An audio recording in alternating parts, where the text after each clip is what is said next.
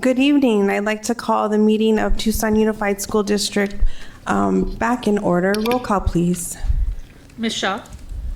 Here. Mr. Romero? Here. Dr. Ravi? Here.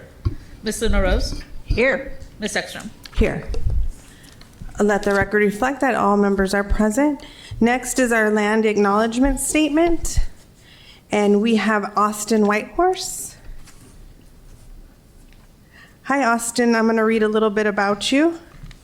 Austin's in 8th grade at Lawrence 3 through 8 school. Austin loves playing music, photography, and singing. As student council president, he works very hard to make Lawrence a great place to attend. He is often seen putting up posters, taking student pictures, and coordinating student events. Thank you, Austin. Go ahead. On the behalf of the governing board of the Tucson Unified School District, I, Austin Whitehorse, acknowledge that schools, buildings, and facilities of the Tucson Unified School District reside on the ancestral homelands of the Tohono O'odham Nation and the federally recognized tribe, the Pasquayaqui tribe. Thank you, Austin. I hope you have a great rest of your 8th grade. Next is the Pledge of Allegiance, and I'll go ahead and lead that. So if you could all stand. Allegiance to the flag of the United States of America, to the republic for which it stands, one nation, under God, indivisible, with liberty and justice for all.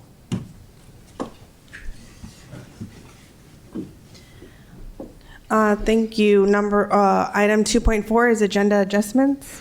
President Ekstrom, members of the governing board, I have no recommended agenda adjustments this evening. Okay, next is awards and recognitions. Dr. Trujillo.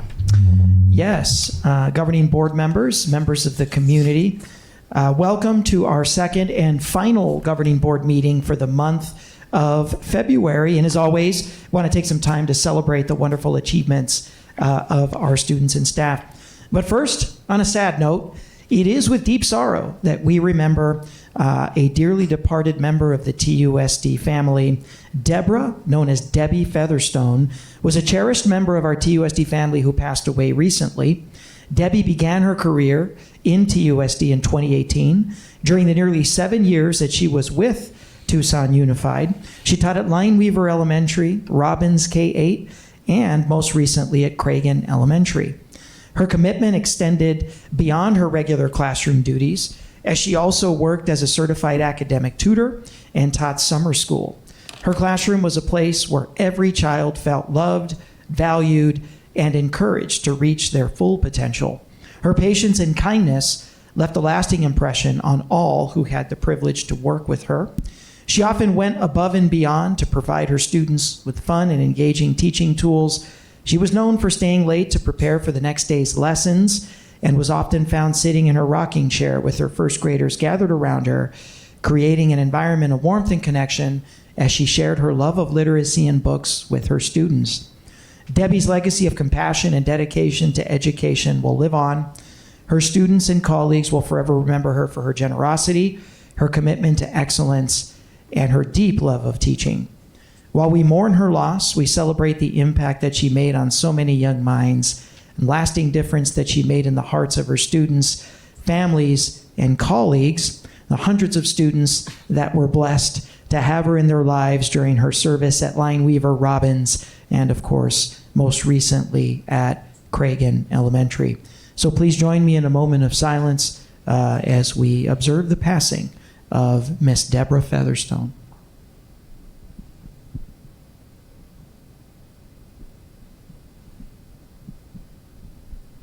Thank you. As we transition to our observations of excellence, I'm really excited to highlight an exceptional career in technical education known as CTE, teacher and program leader in our district. I had the opportunity to stop in and see Mr. William Brooks a couple of weeks back when I visited Saguaro High School.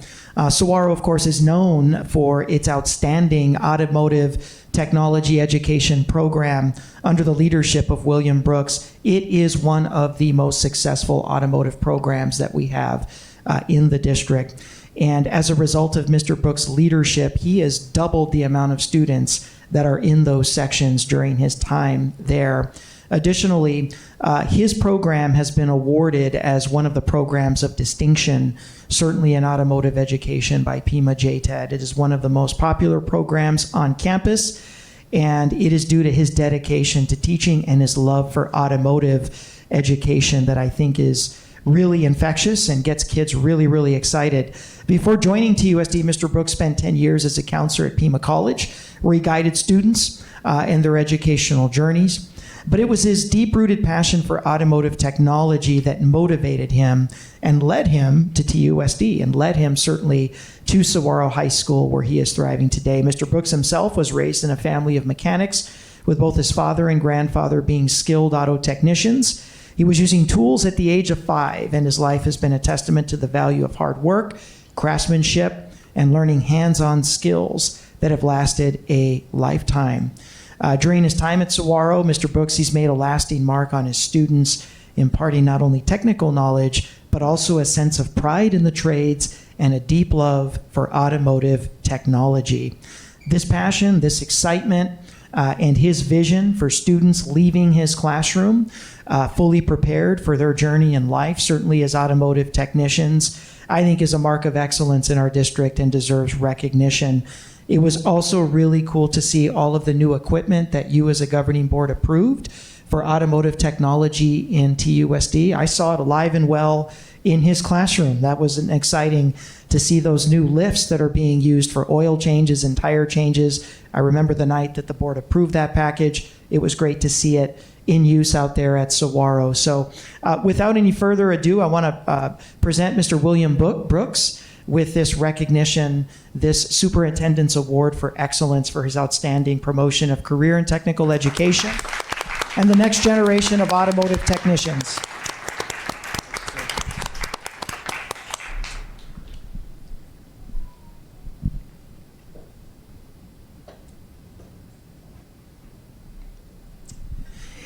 And next, we've got several staff members in attendance tonight that exhibited extraordinary heroism in the face of a crisis.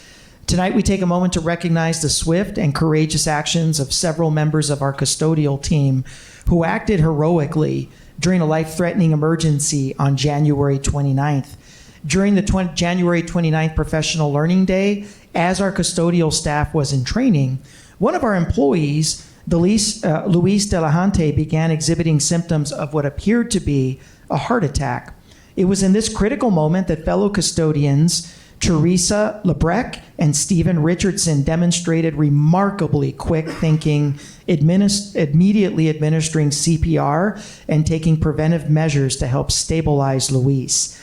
Their quick response may very well have made the difference in this emergency situation.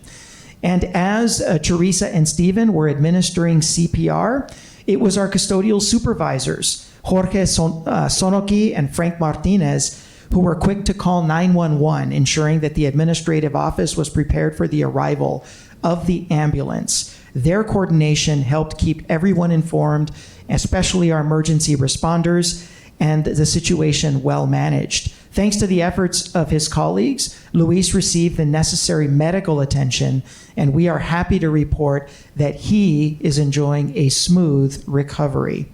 The actions of these staff members demonstrate the utmost professionalism and commitment to the well-being of our colleagues, and we are truly grateful for their quick response. So please join me in recognizing the heroic actions of Teresa Lebrecht, Stephen Richardson, Jorge Sonoki, and Frank Martinez for their amazing heroism that day and the difference that they made in the life of Luis. So on behalf of his family and our school district, thank you again for that heroism. I'd like for all of you to come up and receive the Superintendent's Award for Excellence.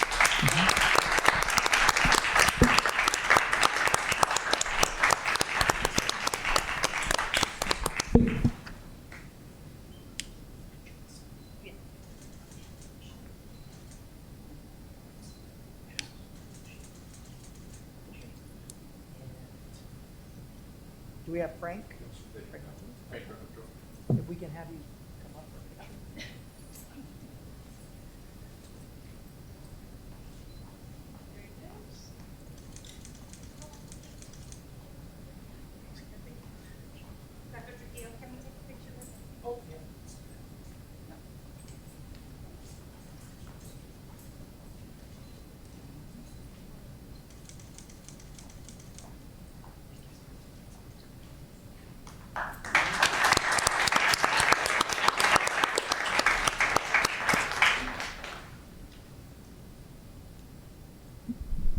And we do have one of our students to be recognized for heroism is our student here. Okay. So our final recognition this evening, along the lines of heroism, it's not always our staff members quick to jump in to save the life of a fellow employee or student in crisis. Sometimes it's one of our youngest learners. And so tonight's recognition is all about our fourth grader at Peter Howell Elementary. Mr. Giovanni Hernandez Barrios is being celebrated as a Howell Hawks hero for his heroism during lunch in the cafeteria last week. When a fellow student began choking, Giovanni immediately sprang into action and performed the Heimlich maneuver, successfully dislodging the obstruction and saving the student's life. What makes Giovanni's actions even more remarkable is that he had been preparing for such an emergency. As somebody who plans to join the Marines in the future, Giovanni had been reading training materials and watching videos on emergency procedures, which helped him respond with the knowledge and the calmness needed in that moment.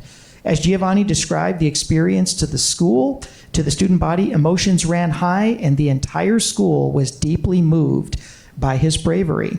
Principal Alexander praised Giovanni for his courage and leadership, and Giovanni was honored by his family and school for his quick, life-saving actions. Giovanni has shown us what it means to act with selflessness and courage in the face of an emergency. His quick thinking has made a big impact on his school community, and sometimes our heroes aren't always just the grown-ups or the staff members. Sometimes our students demonstrate extraordinary heroism and define the word hero for us, the grown-ups. And that is the case tonight as we recognize Giovanni Hernandez Barrios with the Superintendent's Award for Excellence.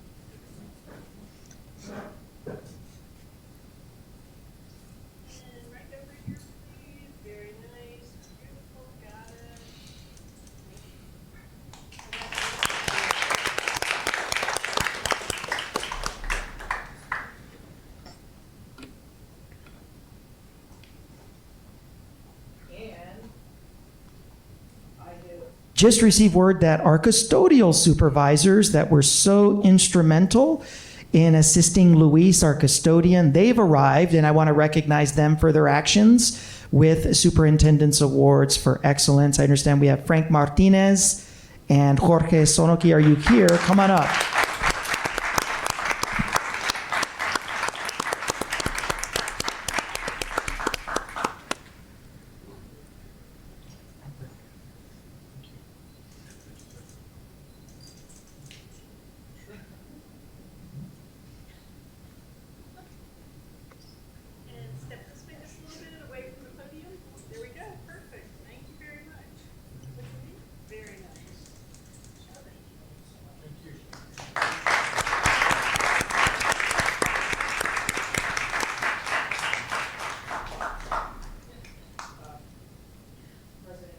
Of the governing board, that does conclude awards and recognitions. Thank you. I would just like to congratulate all of the superintendent's awardees. Thank you for all that you do and heroism and just springing into action when you're needed. It's very uplifting and awesome to see. So congratulations. And I would just like everyone to know that we do have interpretation services if needed. Next is board member activity reports. Would any board member like to go first? Ms. Luna Rose. Okay. Thank you. And good evening, everybody in the audience and those watching at home or wherever you may be. Just a few items I'd like to make note. So I think all of us probably got these emails for Love of Reading. It was as we're getting close to the end of February. It's Love of Reading Month. I know a lot of our schools had a Love of Reading week, the week of Valentine's, but there's still some, I think, outstanding, and I will be attending a few more in the next week or so. But I went to Miller. So I'd like to thank Principal Catherine Sable and Alma Alvarez, a reading specialist, for inviting me. Hollinger, K-8. Thank you to Principal Chris Jackson and parent of the PTA, president of the PTA, Marisa Grijalva, for inviting me to come to read a few classes. C.E. Rose Elementary, K-8, Alma Carmona Alday, and her staff were very welcoming. And to Monzo Elementary, Brenda Medorena and her staff. Since I read to the lower grades, I have a favorite book that I did not bring with me, but it's called The Sour Grape, and it's in a series that has the bad seed, the couch potato. I heard little rumblings out there. My favorite book. It's such a great message, and I really enjoyed reading it, and I love reading to kindergarten's the best just because they love to ask really strange questions, and I love it.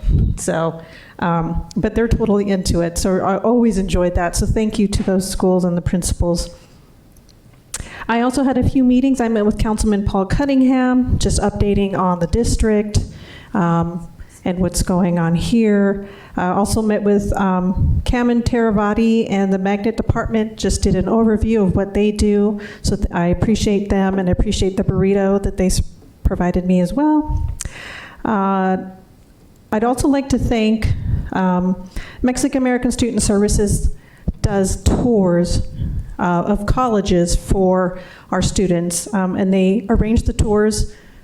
This time around they did Northern Arizona University, Arizona State, U of A, Pima, and New Mexico State. My daughter went on 2 of the tours, NAU and U of A. I know it's a big undertaking to get kids, juniors specifically, to come from the district to sign up, and they did a great job. And so I wanted to recognize them. Still don't know where my daughter is going to be going, so we'll figure that out. And lastly, I wanted to mention a former, he's now retired, but he's still doing stuff, former drama teacher Art Almquist at Tucson High will be having he's doing a project with Arizona Public Media this Friday and Saturday with 8 students that graduated earlier this year, class of 2024, and it's a personal first-person narrative on what it was like to be a student during COVID, as well as a student living through school shootings, thankfully not here, but what it's like to have to do those sort of things. There's still tickets available. I promised I would mention that to on his behalf. So I did see it posted on the district Facebook page, and I would highly recommend. I myself are going to be going Friday night. That's all I have. Thank you. Anyone else? Dr. Shaw? Thank you, President Ekstrom. So busy month of February as well, with a lot of Love of Reading visits. I had a first-time visit to Ochoa Elementary School for Love of Reading. Thank you, Principal Duarte Rao, for the tour and the awesome kindergarten classes there. A lot of fun with some of our favorite books. I also had a chance to do Love of Reading readings at Robinson Elementary School. Thank you to Office Manager Kathy and Principal Lone for bringing me back over to that campus. Mission View Elementary, thank you, Principal Calkins, for the tour and the introduction to that community. And Lynn Urquidez, and thank you to Patsy, who runs the library sciences there, and always loved it. You always have the best decorations in that library and a great little seat for love of reading. And also went to Hollinger K-8. Thank you, Erica Lopez, for the invitation, and for Principal Jackson for the tour of that campus. So great visits to those schools. And I also had a chance to do a non-love of reading tour to Pueblo High School for I think the first time in my time in the governing board during the school day. Actually, Mayor Regina Romero joined us for that tour. Her daughter is a freshman at Pueblo High School, and Principal R and members of our TUSD facilities team joined us to talk about bathrooms and facilities and upgrades and needs there. I know we have a call to the audience about the field coming up real soon, but we were looking at the fields and some of the outdoor facilities as well. So I really appreciated that time to really see what's going on the ground, literally at Pueblo High School. And finally, joined Bill Buckmaster was a guest on his show, KVOA 1030 AM, earlier this month to represent TUSD and talk about some of the amazing things happening in our district. So thank you, Mr. Buckmaster, for the invitation. Ms. Shaw?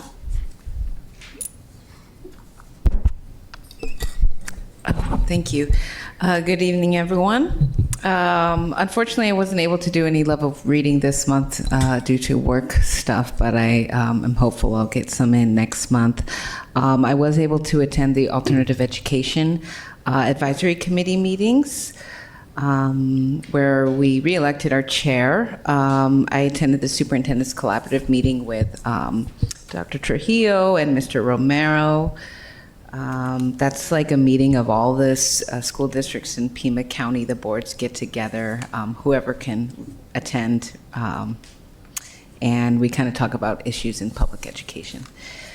So that was interesting. I attended the open house at Utterback for the African American Student Services Department Hub and got to experience their virtual reality application that they worked with the U of A on. So kudos to Dr. Strozier and the whole team. I took a call from a concerned staff member regarding our hiring processes. I also took a call about a civil rights issue at one of our middle schools. Hopefully we can alleviate that situation ASAP. I attended soccer games at Dodge, Sechrist, and McGee. And I visited Monzo yesterday to check on an issue raised by a parent, and I want to thank Ms. Maitorena and Ms. Valencia for the tour and for filling me in on the situation and for rectifying it. And that's it for me. Thank you. Mr. Romero? Thank you. Let's see, first of all, met with Dr. Rosalinda with the Multicultural Department and some of her other, got a chance to look at tour Lurk while I was there. I was also fortunate to have the opportunity to judge the Mr. Warrior pageant at Pueblo High School. The talent show was phenomenal, showing off our young men at Pueblo. Two special moments for me. I was able to celebrate one of our talent show students after his, he sang Can't Help Falling in Love by Elvis performance. And then also being asked by another one of the students to dance the cha-cha slide with all the other students there. That was fun performing with them on stage. And ultimately, the night belonged to Mr. Warrior 2025, Diego, and congratulations. Love of Reading began at Johnson Primary, then Warren, Mission View, Linarquides, Hollinger, Pueblo Gardens, White, C.E. Rose, and this morning Carrillo. And then also had a separate meeting last week with Principal Biddle of Carrillo for a grounds visit. Also, just want to do a couple curbside appeal recognitions. On my way to Carrillo, I drove by Drachman Montessori, and I could see a lot of the trash that was around the outside gate. When I left Carrillo, they actually had some young special volunteers helping around the perimeter of the school, and it made a huge difference. So thank you, those that volunteered at Drachman to take care of that. And then also, great job to our grounds crew for removing that ugly dead tree and stump there at Howell, right there off of 5th Avenue. I saw you guys working. I drove by like 3 times, saw you guys working and doing a great job. So I just want to put my hats out to you guys. You did do a great job giving curb appeal for Howell. Oh, thank you.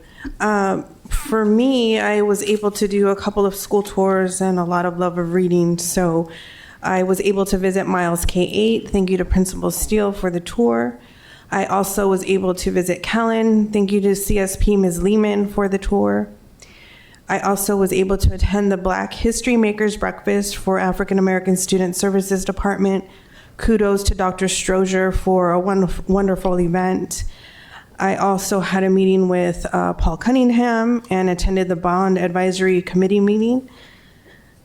Our love of reading started at White Elementary, and then I went to C.E. Rose K-8, Ochoa Community School, Hollinger K-8, Johnson Primary, Mission View Elementary, Warren Elementary, Miller Elementary, Maldonado Elementary, Borton Magnet School, Linarchides K-6, and Monzo Elementary School.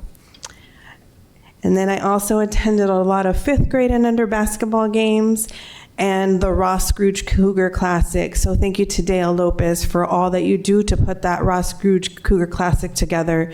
It's such a wonderful event for schools to come out and play basketball. So we had a really good basketball season. So that concludes my report.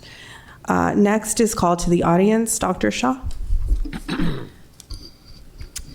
Thank you, President Ekstrom. Members of the public may speak during the call to the audience. The governing board clerk shall be responsible for recognizing speakers and for maintaining order where it may be appropriate.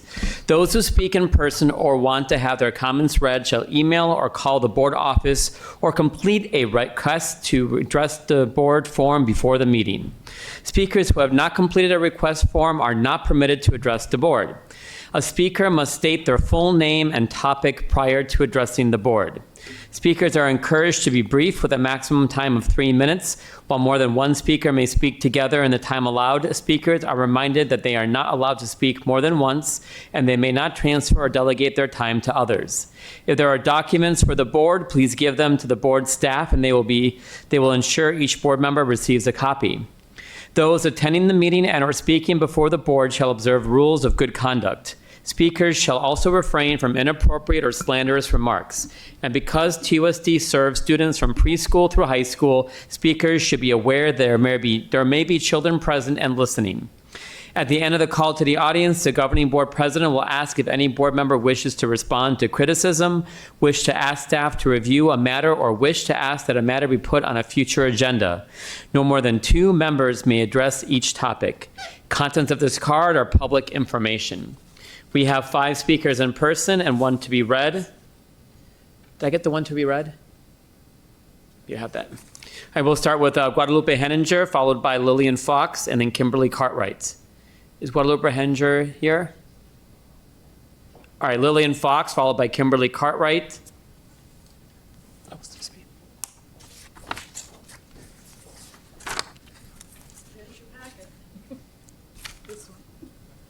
Sadie mentioned this last time. I exposed the $17 million. Oh, my name is Lillian Fox. I exposed the $17 million of misappropriated teacher performance pay that Dr. Sanchez, the superintendent at the time, and CFO Soto were involved in. This graph, the orange shows you the total amount of 301 money they had. The blue shows how much they were paying out. If you'd rather look at numbers instead of graphs, this might be clearer to some people on the back. It shows how much money they carried over from the prior year, the interest they earned on it, because they had a bunch of money they weren't paying out. And then over here, the surplus they carried out to the next year. So this just goes up to $15 million, but they didn't pay it out for another year or 2. Teachers who left within that period of time didn't get anything. Now, guess who the external auditor was? It's the same one you've got right now. I could not believe they hired this outfit again. They were too shamed to even apply for the job after this happened, and now they're back again. Now, the problem you have is you never saw the budget book for this year, you never saw the budget. Nobody presented it to you, although CFO, Hernandez got an award for his presentation that you never saw. This, when I did a Freedom of Information request, because it was never posted, they told me in September they were still working on it. That is awfully late. Then they finally put this thing out, and it says it was adopted, but you never saw it. It didn't have the school's budgets in it. It didn't show the FTEs. It was a mess. So after I did several Freedom of Information requests, they put out another budget book. And this time, they put your names on it, even though you had never seen it. The numbers in these two budget books don't match. They're different, and that's a problem. I think you need a financial audit if you really do need a forensic audit. And unfortunately, you can't use your current accounting firm because they were unreliable back here because they knew about it. They never reported it, although they documented it. Some of my numbers in that chart came from their stuff. Okay, now, TUSD gets more money per student than any local district. They get the second most money per student of the 11 large districts, and yet they have the next to the worst performance in both cases. How can they have so much more money than anybody else and have such rotten academic performance? You are way below average for Arizona. And you're not paying it out to teachers. If you turn to the last page, you'll see that for years and years, TUSD has paid its teacher less than average, even though you have way more than average money. Bye. Thank you, Ms. Fox. We have Kimberly Cartwright, followed by Sly Lewis, followed by Pilar Ruiz.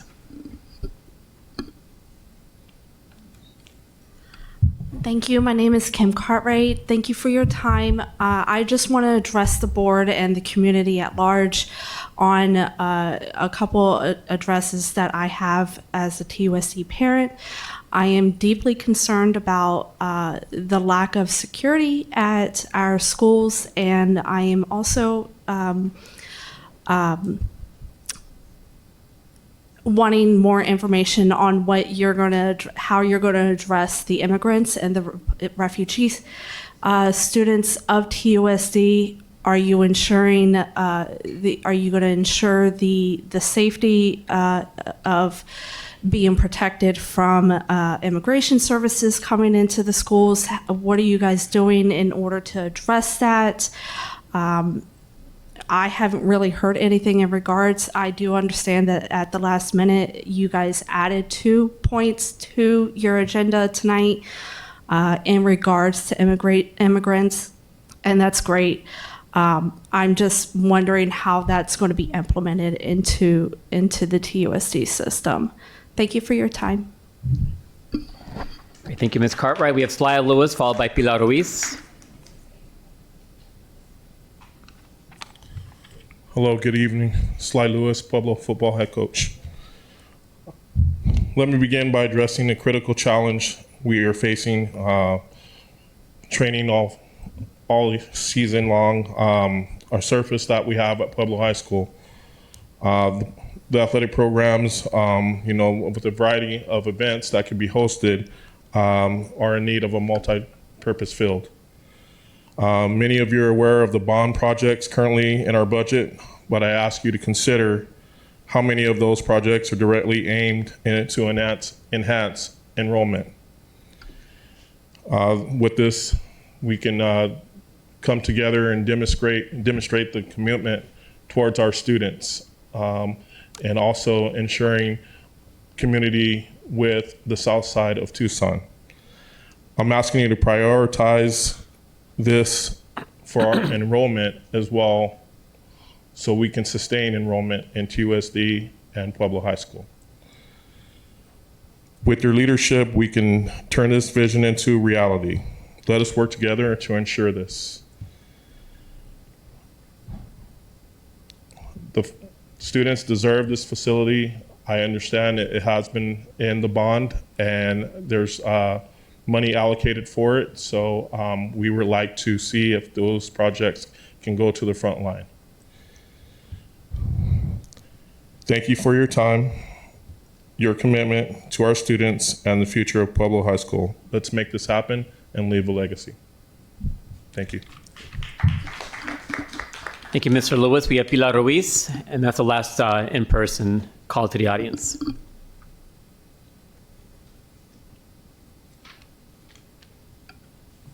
Good evening, long time no see. I'm Pilar Acosta Ruiz, and I have several things I want to just say for the board and the general public. So some of you were just elected to the board. Not you, you're all good. So you are creating your legacy. And lots of wonderful things have been happening in TUSD. Thank you, Lillian, Lillian is a great forensic financial person. Like, you guys really need to start listening to her. She's been coming here a long time. She should be your CFO, in my opinion. So I'm curious what happened to the vaping lawsuit where TUSD got millions of dollars to educate students on drug abuse and vaping, and rest in peace, we lost a young child, and it made me remember that lawsuit, like what happened to that money? Are there programs in place? 7.2 is a procurement month on your agenda. I hope that somebody is taking care to make sure that family members are no longer making money off of TUSD. And I'm concerned about the cost of the new 1010 building.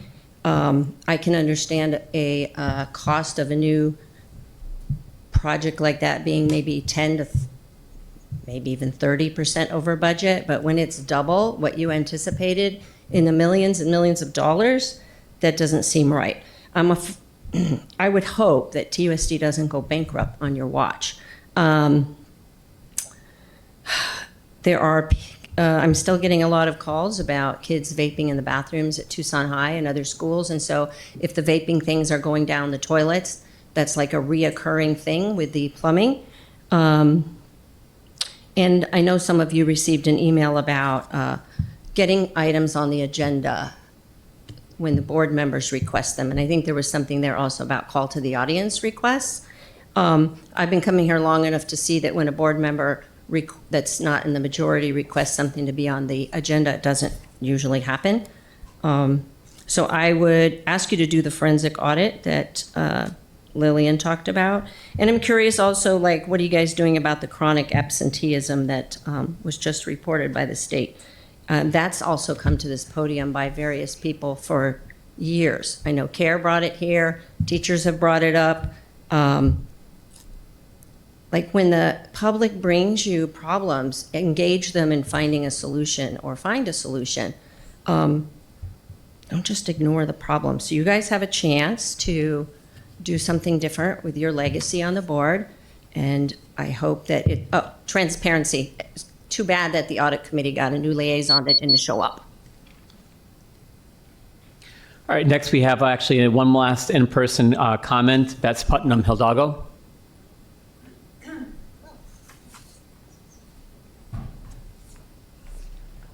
Thank you. It's Hidalgo. It's okay. Good evening. Nice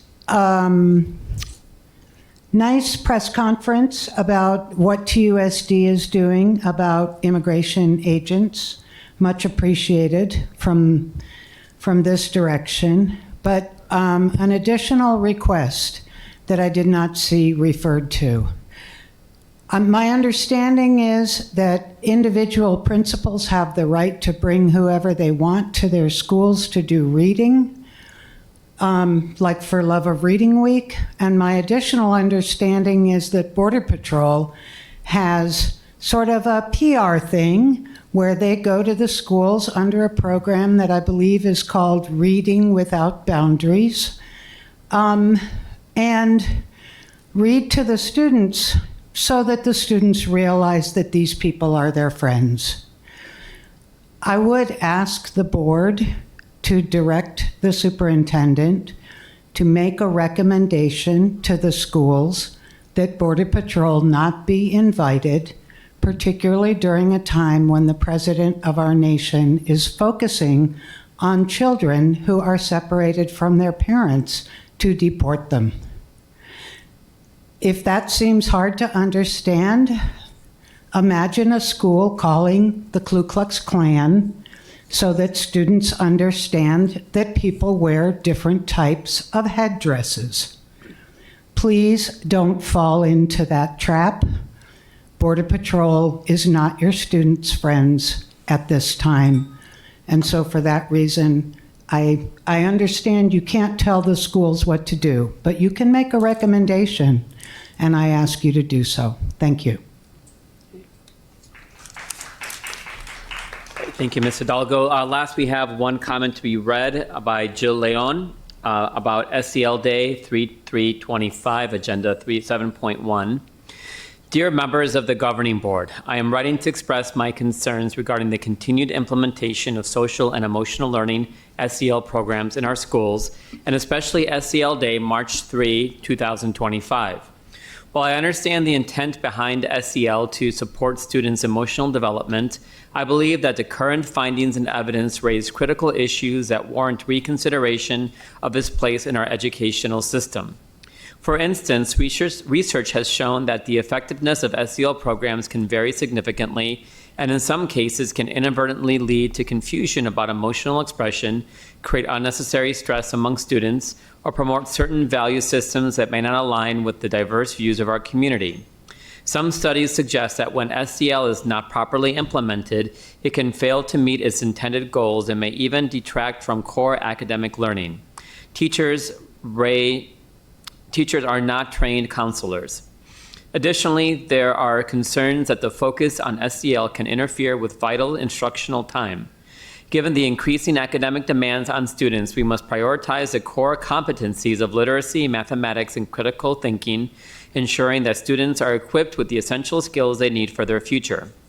While I acknowledge the importance of supporting students' well-being, I believe that there may be other, more effective ways to address emotional health outside of formalized SEL programs. This could include incorporating emotional awareness into existing curricula or providing resources for parents to support emotional development at home. In light of these concerns, I respectfully request that the school board reconsider the continued use of SEL programs in TUSD school. As written by our Superintendent of Public Instruction of Arizona, which this can be found on the Arizona Department of Education website. Per Superintendent Horn, I also require every public school to publicly attest on their school report card whether or not they respect all students as individuals, avoiding concepts like critical race theory, and protecting instructional time from excessive distractions labeled as social emotional learning. I also reiterated my opposition to these divisive practices in my most recent State of Education speech, where I drew a conclusion between people like me who value the American tradition of individual merit and those who would substitute racial entitlements. End quote. Please reconsider March 3 as SEL Day. It is a distraction from our core subjects. Thank you, Jill Leon. And that concludes our call to the audience, President Ekstrom. Thank you. Would any governing board members like to address? Yes, Ms. Luna Rose. Oh, thank you. And thank you to everybody that came this evening. I wanted to address Ms. Cartwright and her comments. Thank you for coming to the stand, coming to call an audience. I know as a parent, it can be nerve-wracking to come and see, but we're all parents up here. We are parents of children in the district, so wanted to welcome you to speak tonight. But I also wanted to, because I noticed you shaking, so I just wanted to say it was okay. We don't bite, I promise. But I also wanted to say, in terms of immigrants, I just want to let the community know from this dais, while we will follow the law, we are also here to protect our students first and foremost. And I myself can't believe the level of where we are in this nation. And so I think I speak for most of my colleagues that probably feel just as strongly as I do. We are working with our legal department to making sure that we are protecting our students and their parents, and then the teachers who will, and principals who have to deal with what's hopefully will not happen at any of our campuses. But I just wanted to let you know that it is something that I am closely watching, closely in contact with Dr. Trujillo and our legal counsel, and that I will do what we have to protect our students from from ICE, Border Patrol, or any sort of that nonsense. And then, Coach Lewis, thank you for coming. I know that that there has been an issue with the fields for a while, and I'm not sure, I am not on the Bond Advisory Committee, so I'm not sure where we are in the process, but maybe we hopefully can get that moved up or see, what can be done to perhaps get this going before next season. Okay, thank you. Ms. Shaw? Thank you. And thanks to everyone who came to speak tonight. Let's see. So I'm going to start from the top. I'd like to ask staff to put on a future agenda study action item to look at doing a forensic audit of TUSD's financial records. To Ms. Cartwright, thank you for coming and speaking to us. And Ms. Luna Rose detailed a lot of the things that I was going to say, so thank you, Ms. Luna Rose. And I'd also like to ask staff if we could put out like another email to our parents and all staff. I heard that the bus drivers didn't get any correspondence in regards to this issue, and so I just want to make sure everyone's on the same page. Let's see, I'd like to ask staff, and then if Ms. Ekstrom can ask the bond committee to try to prioritize Pueblo's multi-purpose fields to get improved. This was brought up like my first term, I think maybe even my first year, and I'm sorry that this hasn't been rectified yet. I would love for us to prioritize that. So if the bond committee could look into that, I would appreciate that. Thank you to Ms. Ruiz for raising that issue about our vaping lawsuit. I'd like to put on a future agenda an update on the status of our collaboration with the Pima County Health Department that came to us like at least a year ago. I haven't heard anything since then, but I'm interested to see what's been happening on that because, yeah, we did put a significant amount of money towards that issue. In regards to Ms. Putnam Hidalgo, I'd like to ask staff to review the matter raised by her and provide a recommendation to our administrators at each school site. And yeah, that's it for me. Thank you. Yes, Dr. Trujillo. Notes. Next week, the Chief Financial Officer, we will be formally presenting the annual comprehensive financial report. That, as agendized, would already meet your request, Governing Board Member Shaw, during that item. Okay, if next week you wanted to bring up a forensic audit, the way that that agenda item is written, you would be able to do it as part of that report, okay? Also, as part of that report, Mr. Hernandez, as agendized, would also be able to address variances between the digital budget book and the Excel version that's out there. So we would be able to take care of all of that in next week's agenda. Secondly, the board, we've scheduled an executive session item for next week. We know it's timely on the whole presence of Border Patrol in these sort of quote unquote friendly capacities attending school events. And the board would be able to provide us guidance there. So it is on the agenda for next week. Just wanted to update everybody on those two items. Point of order? Yes. I would like still for that to be put on a future agenda. I don't want to, take the risk of my motion not being seconded. So I think it's a separate issue. And I think we do need a forensic audit in our district, and I'm hoping that that will be put on a future agenda. Okay, it'll be a standalone item, separate from your annual comprehensive financial report, which would serve as the same purpose if you wanted it to, but given the direction here, it will be a standalone item. Anyone else? That concludes a call to the audience. Next is consent agenda. Do I hear a motion to approve consent agenda? So moved. Second. Motion's been made by Ms. Luna Rose and seconded by myself. All those in favor say aye. Aye. Those opposed?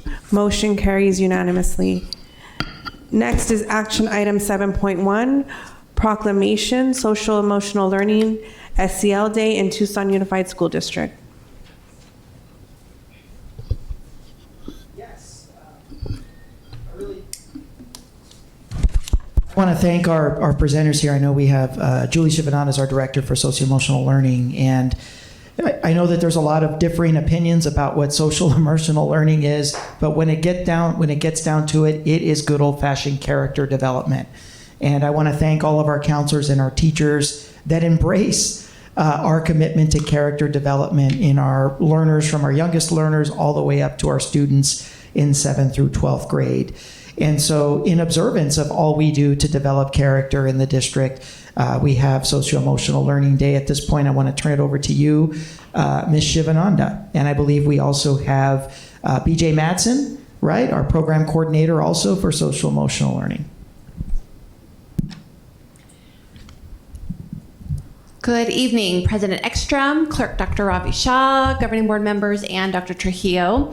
Thank you for your time this evening and your ongoing support of students in the Tucson Unified School District as we focus explicitly on supporting the whole child, which includes social and emotional learning. So we are here tonight to read to you and ask for your action on approving the proclamation, naming March 3rd as it's a national movement for SEL Day. So March 3rd, 2025 as Social Emotional Learning Day. And then I do have BJ Madsen, our fabulous coordinator, also supporting our efforts here tonight as well.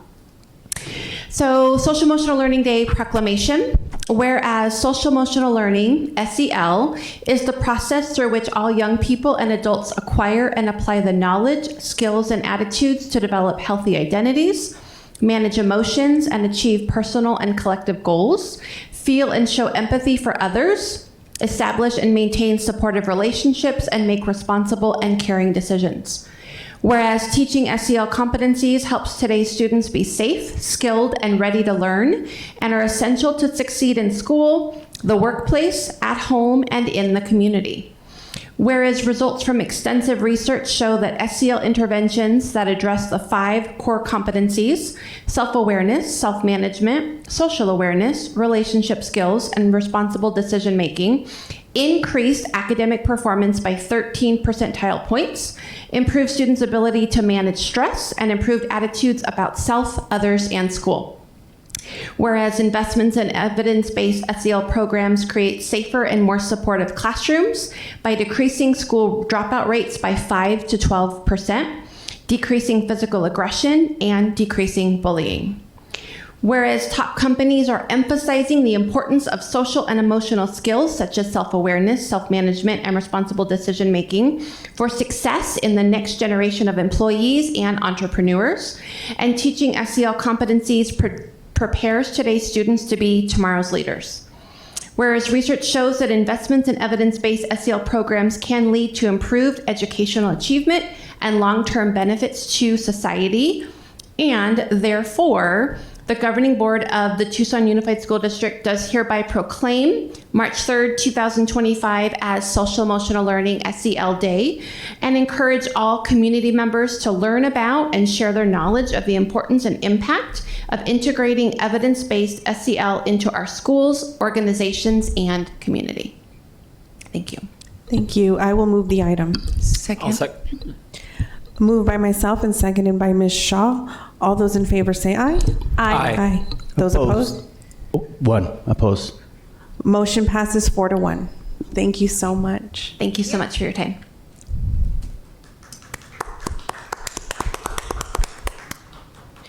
Next is item 7.2, proclamation of March 2025 as Procurement Month in Tucson Unified School District Number 1. So I'd like to welcome our Director for Procurement, Diana Kierfoot. Hi. Good evening, Board President Ekstrom, Board Clerk Dr. Ravi Shah, Board members, Superintendent Trujillo, Council Ross, Board office staff, TUSD staff, and community members. I would like to request that you, as our governing board, proclaim March 2025 as Procurement Month and March 12th as Procurement Buyers Day within TUSD. The TUSD Purchasing Department, as a division of the Financial Services, which is under the leadership of Ricky Hernandez, our CFO, is committed to increasing efficiencies and cost savings within our district. As members of NIGP, which is the National Institute for Public Procurement, and NIGP's Southern Arizona Copper Chapter, we serve our profession by helping to educate officials, administrators, taxpayers, and vendors about the public procurement process. In 2024, TUSD Purchasing, our department earned our first Achievement in Excellence in Procurement Award from the National Procurement Institute, and this is the first of many. We're already in the process of preparing our application for this year for 2025. I recently started a 4-year term with NPI to be an AEP evaluator, so I'll be able to play a critical part in recognizing other applicants' agencies who embody the high standards of public procurement. We are also members of the Arizona Administration of School Business Officials, ASBO, serving on several of their committees and presenting on procurement and school business topics at their conferences throughout the year. My procurement staff consists of myself as the director. I have 3 amazing procurement agents, Kevin Oster, Teresa Chapman, and Jackie Posey. We have 4 stellar procurement specialists, Carla Rodriguez-Acivas, Darlene Gooden, Kelly Perez, and Yolanda Gradias. And we have a fantastic financial administrative assistant, Izzy Martinez Ortega. Our office supports and practices the procurement profession or procurement values and guiding principles established by NIGP. 3 of us are currently certified within our profession, and other staff is currently attending PD trainings, gathering documentation, and hoping to test within the next year or 2. On Monday, February 10th of this year, Arizona Governor Katie Hobbs signed a proclamation that March 2025 is Arizona Procurement Month, and other local and state agencies are in the process of getting their annual proclamations approved and signed, such as the City of Tucson, Pima County, and the Arizona State Capital Chapter of NIGP. I'm going to have our CFO, Ricky Hernandez, come up, and he's hugely supportive, and read the proclamation. Yeah, we can't do what we do without the team that Mrs. Kerfoot leads. And so this is the proclamation that we are asking for your approval. So whereas the public procurement profession plays a significant role in the efficiency and effectiveness of both government and business, and whereas in addition to the purchases of goods and services, procurement adds value to the organization by performing such functions as executing, implementing, and administering contracts, developing strategic procurement strategies, and cultivating working relationships with suppliers and other departments within the organization. And whereas the public procurement professionals that are employees of the Tucson Unified School District and in other public and private organizations have tremendous influence on the economic conditions in the United States, with a cumulative purchasing power running into the billions of dollars. And whereas the purchasing department in the Tucson Unified School District is committed to providing high caliber strategic, logistical, and operational support of all departments within the Tucson Unified School District. And whereas the purchasing department as a division of the financial area is committed to increasing efficiencies and cost savings within the district, the financial area promotes a P-card program which significantly decreases payment processing costs, allows for timely payments to vendors, and rebates received through the P-card program are used to support various district initiatives. And whereas the purchasing department of the Tucson Unified School District recognizes, supports, and practices the public procurement values and guiding principles of accountability, ethics, impartiality, professionalism, service, and transparency established by NIGP, the Institute of Public Procurement, as fundamental tenets of public procurement profession. And whereas NIGP has proclaimed the month of March as Procurement Month to further expand the awareness of the purchasing professional's role to governmental officials, the general public, business, and corporate leaders. Now, therefore, we, the Governing Board of the Tucson Unified School District, do proclaim March 2025 as Procurement Month and March 12th as Professional Buyers Day. And we urge all district staff to join the Governing Board of the Tucson Unified School District in recognizing the role of the purchasing and materials management profession within business, industry, and government. I will move the item. I'll second. The item was moved by myself, seconded by Ms. Shaw. All those in favor say aye. Aye. Those opposed, motion carries. Thank you. Thank you. Thank you. Next is item 7.3, proposed grade reconfiguration plans for school year 25-26 K-6 conversions. Dr. Trujillo. Governing board members, we were here the second meeting in January 28th. We gave an informational presentation on the first semester data review of our first 10 schools that moved officially to the K-6 model. And we talked about the possibility of moving in 4 additional schools for the next school year.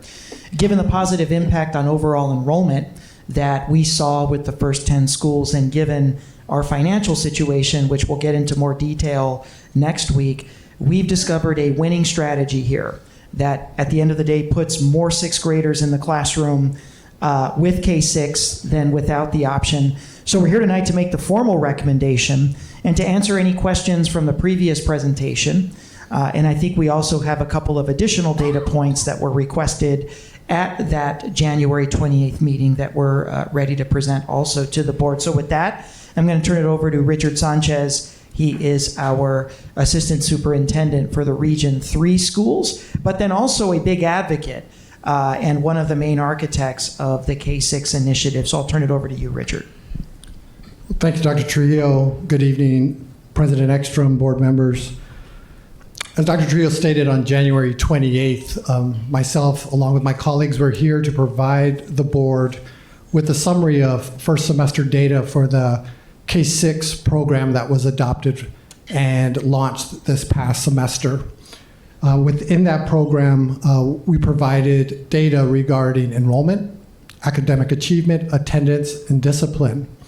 And so we're here today, this evening, to formally ask for action regarding the expansion for next year.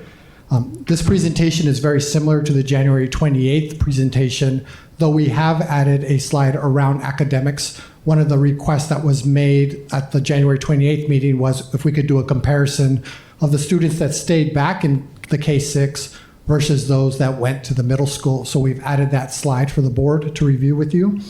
The big point of emphasis is how the K-6 conversion did support achieving enrollment increase to our district in 6th grade, whereas historically we've lost 6th grade students going into middle school. This initiative truly has shown that we've been able to gain students from leaving our district and remain in TUSD. And most importantly, I think it has provided our families, our parents, the option, another option for their child through their educational experience. So that is something that we're very, very proud of, and we thank the board for providing our parents. So just like on January 28th, these were the 10 schools that are currently the K-6 schools that were selected and that we've been working with throughout this academic year. And we certainly want to just take a moment to thank the administrative team, the support staff, and the teachers for taking on this initiative. And then once again, the 4 major criteria that we reviewed and looked at was enrollment and determining if there was an enrollment gain to our district through this initiative. How are our students attending through their daily attendance rate? And what we can share with you, as you've seen in the previous presentation, is that our students are on par or actually achieving slightly ahead of their K-8 and middle school counterparts. Our discipline data and making sure that students feel like they, at the K-6 level, have an opportunity because they're familiar with the campus, they're familiar with the teachers, the administrative teams, the support staff there, that, you know, the code of conduct violations that tend to occur in middle school, that there's a less indicators or less incidents there. But if they do have incidents that occur, that we have mechanisms in place where there's not a repeat occurrence that are occurring. And then last but not least, academic achievement. How are students doing academically throughout this program? Big point of emphasis for us on this call is we do have to take a note at, we've only had 1 semester of data. Comparatively, if you think about our K-8s and our middle schools that have been in existence for decades. So they've been in existence for decades, as many of you know, and this program has only been a semester. So it's a little bit to apples to oranges when you think about that comparatively. But so far, I think the data does speak on par with that experience. So with that being said, I'm going to turn over to my counterpart, Bryant Nodine, who can walk you through the enrollment and all the other indicators. Thank you.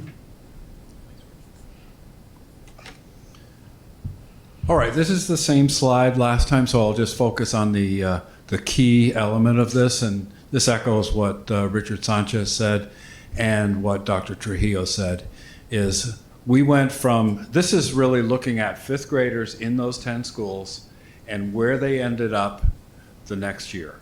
So it's really just that population. And typically, it's about a 60% transition rate, or it was the year before, 66%. This year, it was 83% transition from 5th to the 6th grade in TUSD, not necessarily in those schools. So that shows an increase in our ability to retain those 5th graders when they move to 6th grade in those, from those, I should say, 10 schools. That's essentially a gain of about, it's hard to say it's a gain. That's essentially 80 more students who stayed in TUSD versus other options. We projected originally that it would be about 40 students. And so we're very happy with the results that these 10 schools showed in terms of enrollment. The next thing we want to look at is attendance rates. And what you can see there is quarter one, quarter two, and semester attendance rates for the different schools, K6, K8, and middle schools. And when I say K6, it's those 10 schools. And so you can see it's slightly more better attendance with the K6 schools. And then the other thing would be discipline data. And the discipline data, you can see that K6 and K8 are overall better than the middle schools in terms of discipline. But one of the key takeaways from this is the more than one incident. In the K6 schools, there's much less, much more control, I would say, over discipline so that students don't make those repeat mistakes. And with that, I'd like to turn it over to Dr. Freitas to talk about academics. Good evening. So this slide we also presented a month ago, and what it does is it compares the different school types to each other, both quarter one and quarter two. And what we're looking at right now is ELA. So on the left-hand side, you've got quarter one, and on the right-hand side, you have quarter two.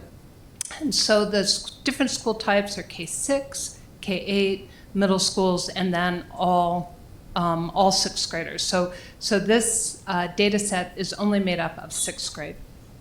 And so what you can see, the very top row shows the K6 schools. And so their total proficiency in ELA was 27%, which is very comparable to the K8s at 26%. Middle schools score higher, and please remember that our middle schools include our GATE programs and our magnet programs, all of which are high performing. And so they have outperformed both our K8s and our K6s on quarter one. And then on quarter two, you'll see the same trend where the middle schools outperform both the K8s and the K6s. And in K6 and in K8, there was a slight drop in ELA and a very small increase in middle schools. And so the overall total sixth grade percent proficiency is the same from quarter one to quarter two at 32%. Right, and so this is math, and the format is laid out the same way. And so when we look at K6 schools, again, they're more similar to K8 schools than they are to middle schools. And when we compare quarter one to quarter two in math, you can see that the K6 schools just dropped ever so slightly, and the K8 schools showed a nice improvement of 5%. So that's awesome. And the middle schools also improved. And so you will see across these different data sets that math is a challenge for the K6 for this new initiative. And part of that has to do with staffing and maybe some other conditions. Okay, so this is the request that, that came out of that last meeting that said, hey, let's look at the sixth graders who stayed in the K-6 schools and then those who left. So on the left-hand side, you've got the students who stayed in the K-6 schools, and then on the right, you've got the students who went on to other schools. And so there's a couple things that I need to unpack for you. There's a lot of data here. So the first thing is that the students who stayed are very different than the students who left. And so it's not really an easy comparison to make. So what I mean by that is if you look at the blue line at the very top, that's the AASA math score.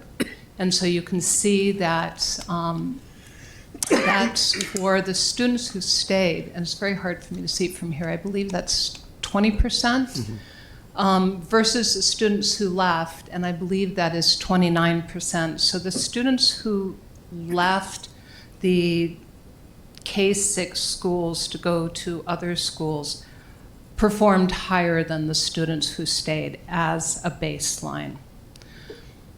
And then if you go down 4 lines, you'll see the blue line, which is the ELA. That is the baseline score from AASA. That's their 5th grade. And again, you'll see that the students who stayed in the K-6 schools did not perform as highly as the students who left. So what we have right now are 2 groups where the group that stayed has overall lower performance than the group that left. So that's the first thing that makes it hard to compare these two. The other thing about these 2 groups is for the K-6 schools, about a quarter, 24% of the students receive ex-ed services, right? So for the students who left, that is only 16%. Our district average in 6th grade is 17%, so the students who left are at the district average for 6th grade, whereas the students who stayed are overrepresented in terms of receiving ex-ed services. The other, this isn't so much of a difference, but the percent of EL students of the K-6 who stayed was 7% versus 9% of the students who left. And then the EL 6th grade district average is 14%. So both groups are underrepresented when compared to the district average. Okay, so we have 2 different groups that are different demographically and also academically. And so on the left-hand side, when we look at the math scores, and again, we saw this in the benchmarks that their baseline, their AASA is 20%, and then it drops to 15%, and then it drops again to 13% by benchmark 2. And so that's an area that we really need to support the K-6 schools in, and I know that there were some staffing issues in trying to get math teachers in these programs. And then when we look at ELA, we see that the baseline is 24, it bumps up, and then it falls back a little bit to 25. So there's a modest increase, very modest, just 1% over the course of the first semester. Right, so when we look at the students who went to the other schools for 6th grade, we see a similar pattern in that in math, the first benchmark is a decrease from the baseline, but different to the K-6 schools, they've rebounded some of that loss by quarter 2.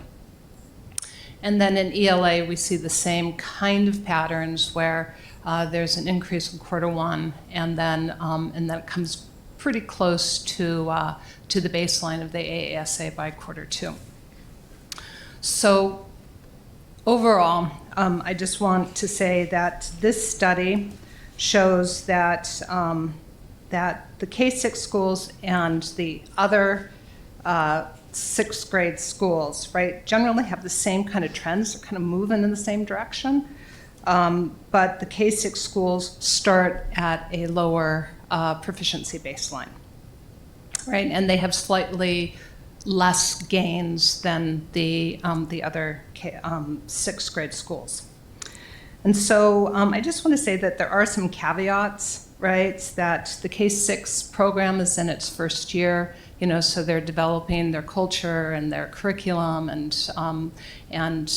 building that part of their school, versus the other K-6 schools, which are K-8s and middle schools, and they're very, very established programs. And so these students, there are 17 different schools that they went to, and so they just sort of moved into these schools.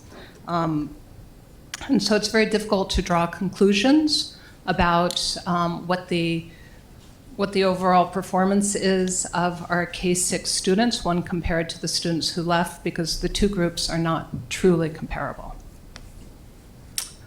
Okay.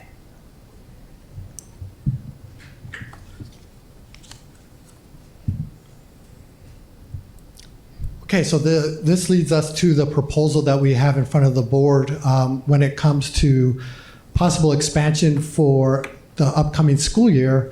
The one thing is that we looked at really trying to study the 10 schools that we had this past year and really learn from that experience as an administrative team to really make sure that the schools that are identified for this proposal really met a criteria that we feel could be very successful when they launch. And so this is the 4 criteria that we reviewed with the board on the January 28th. 1, adequate capacity, which means each of these schools has adequate capacity when it comes to the infrastructure, when it comes to classrooms that are available in order for students to come in and the teacher to come in and facilitate instruction in an educational environment, that we won't have to necessarily leverage additional cost in bringing in or building learning spaces for students, because we do have adequate capacity at these schools. The next one is the 6th grade size. We've learned that having a self-contained 6th grade program is not as advantageous as having departmentalized programs where you can have 2 different cohorts of 6th grade students who can then basically have 2 different sets of teachers, one who teaches math and science, one who teaches ELA and social studies, and then they can basically cross over through a period-based kind of model. Well, the schools that are proposed on the next slide have a large 5th grade cohort. And thus, we know that we will be able to attract those 5th grade students into the 6th grade to basically have those 2 cohorts of 6th grade and that departmentalized instructional model that we know tends to work at the secondary level. Support for K-6. We talked to the board last time about having administrative support and parent support for these proposed schools, and the excitement around having another option for our parents to keep their child either at the elementary for another year, or if they choose to have them move on to the local middle school. And then last but not least, lower cost in the sense of we won't have to create so much infrastructure cost around building a classroom, so to speak. The cost that would incur really is for the teachers to teach the courses, of course, and then the technology that is needed to provide our students, and then furniture. We want to make sure that the 6th grade furniture is adequate for the student body. So our proposed schools for the upcoming school year would be Borton, Wright, and Kelland. I do want to make note that at our January 28th meeting, you did see Ford that was up there that represented our far east side. After reflection of looking at Ford regarding the cohort size, it was a small cohort, and we thought, let us give them another year to build their 4th grade cohort up and then bring them back. I just want to be very clear to the viewing public and to the board that this is not just an exhaustive list of schools that we are thinking about. Of course, in future years, we would come back to the board if needed and propose other schools. I know Ms. President Ekstrom talked about having a school on the west side. There is a couple of schools actually that we have in mind that we would be looking at for 2 years from now if we continue to want to expand the K-6. So with that being said, I will open it up to board questions. Oh, sorry. Lastly, the timeline. So if approved by the governing board this evening, we will then immediately begin to notify our administrative teams, begin holding our monthly meetings with them, and then, of course, quickly thereafter, notify our parents that this option is available to them and have them quickly understand the proposal and the action that they have in keeping their child at their school or possibly moving them to the middle school. Then we would set up parent meetings to make sure that the parents understood the aspect of this particular program, as we did with the 10 original schools. And then we would continue to meet with our administrative teams to make sure that they're fully outfitted for the launch of this come July. And now we'll open up for any board questions. Thank you so much. Governing board members, any questions? Mr. Romero? Okay, thank you very much. So, a couple questions. I want to go back to page 9, and unfortunately, it's kind of, you've mentioned it's not very truly comparable on this, based on the proficiency of our students on the K-6 versus the ones on the other TUSD sixth grade classes. As a parent, that I didn't hear that this is not truly comparable, but I look at this and as a parent say, wow, my kid, if they go to a middle school, is going to be more proficient in math and ELA. Why would I not send them to a middle school? Because this is what that says to me. And again, like I said, I don't know, again, the information coming out because of how we're comparing these things. A normal person looking at these stats would not see what I heard being presented. And then based on this, where I think we might have an issue is 7th grade. So these kids that are leaving here in the 6th, that are the K-6, and they're going to, again, now they're going to middle schools with these other 6th graders, which will be 7th graders. How far are they going to be separated in their proficiencies? And are they going to be looked at as a little bit lower tier because they're not as proficient, or the K-6 is going to be like in a 7th grade A, and then the other ones are 7th grade B type of a class. I just see those numbers there, and that's what concerns me. I appreciate the options, giving the parents the options, but from the proficiency area, this is a concern. Yeah, I'll turn it over to Dr. Freitas in a moment. To get a true apples to apples, you have an overrepresentation of students with disabilities remaining in the K-6 option to the tune of 24%. That is significantly higher than the district's average. You would have to extract those students and you would have to present their scores separately so that the general education students in the 6th grade match and are compared to the general education students that are at the traditional middle school.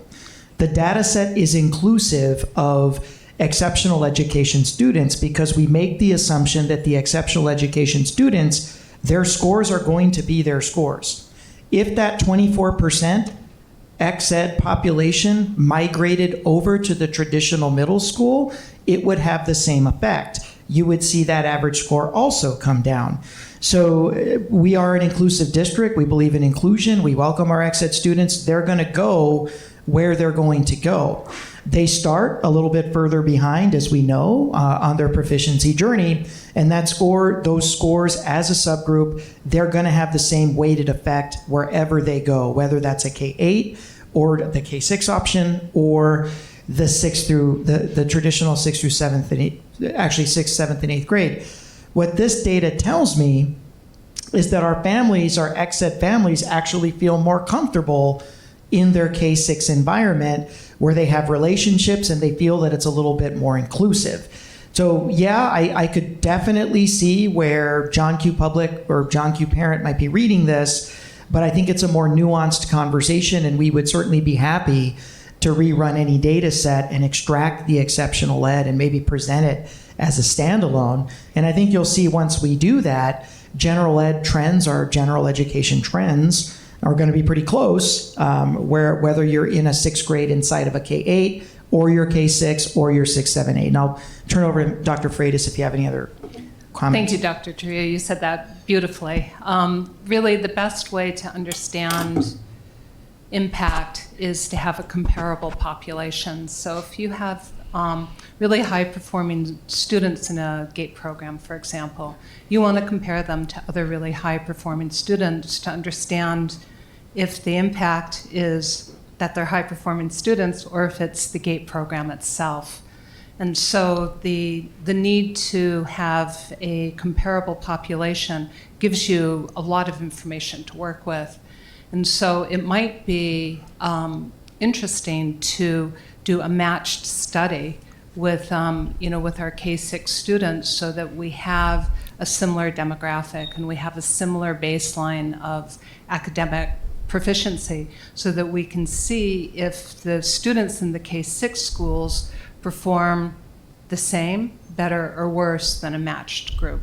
But this group isn't matched. From the very beginning, they had very different characteristics. And like I said, I'm very, for this program. I see the benefits, especially for families that do that. But I would definitely like that more information. Not that I want to stop everything here, but before we keep moving on, if we can analyze these things, so if we do have to tweak it before we get to the next school year, or we notice that they are rivaling the same, I would like to see that information. Not that I want to pull kids out, but like you said, apples to apples, I think would be huge where we can see that. Like we mentioned, John Q. Parent sees these things on a level playing field. So again, I appreciate you giving me the explanations on here. I still would like to see something. I don't want it to stop movement on this. I would just like to see that info. Thank you. Great. Yeah, you bet. Dr. Shaw. Thank you, President Ekstrom, and thank you for the presentations. And I'll keep my comments with Dr. Freitas still up there. What I'm seeing to my governing board colleague, Mr. Romero, on this, I see a 9-point spread on math from the two cohorts going into the calendar or school year, and then it becomes an 11-point spread at the second quarter on math, and then going from a 10-point spread to a 12-point spread. So there is a little bit of a difference. And my request, I'm not sure if this is even feasible. I'm not sure how it works in the educational world. And I'd love to see p-values or confidence intervals on some of this. I'm not sure if that's asking too much, and if it is, I'm okay to back down. But I think that would really help me to understand whether this information is actually significant. Is that change in a spread from a 9 to a 11%? Is that actually significant based on the number of students we have, or is that just random variation on that bell curve that we expect in terms of random variation? Same thing on these other things like the attendance. We're talking about a couple of a percentage point, 1.3% difference. Is that, with all the students, is that enough to call it actually significant, or is that just random variation?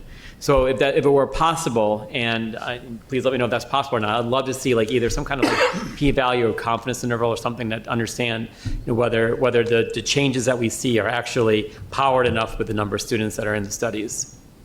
We absolutely can do that for you. Yes. Ms. Shaw?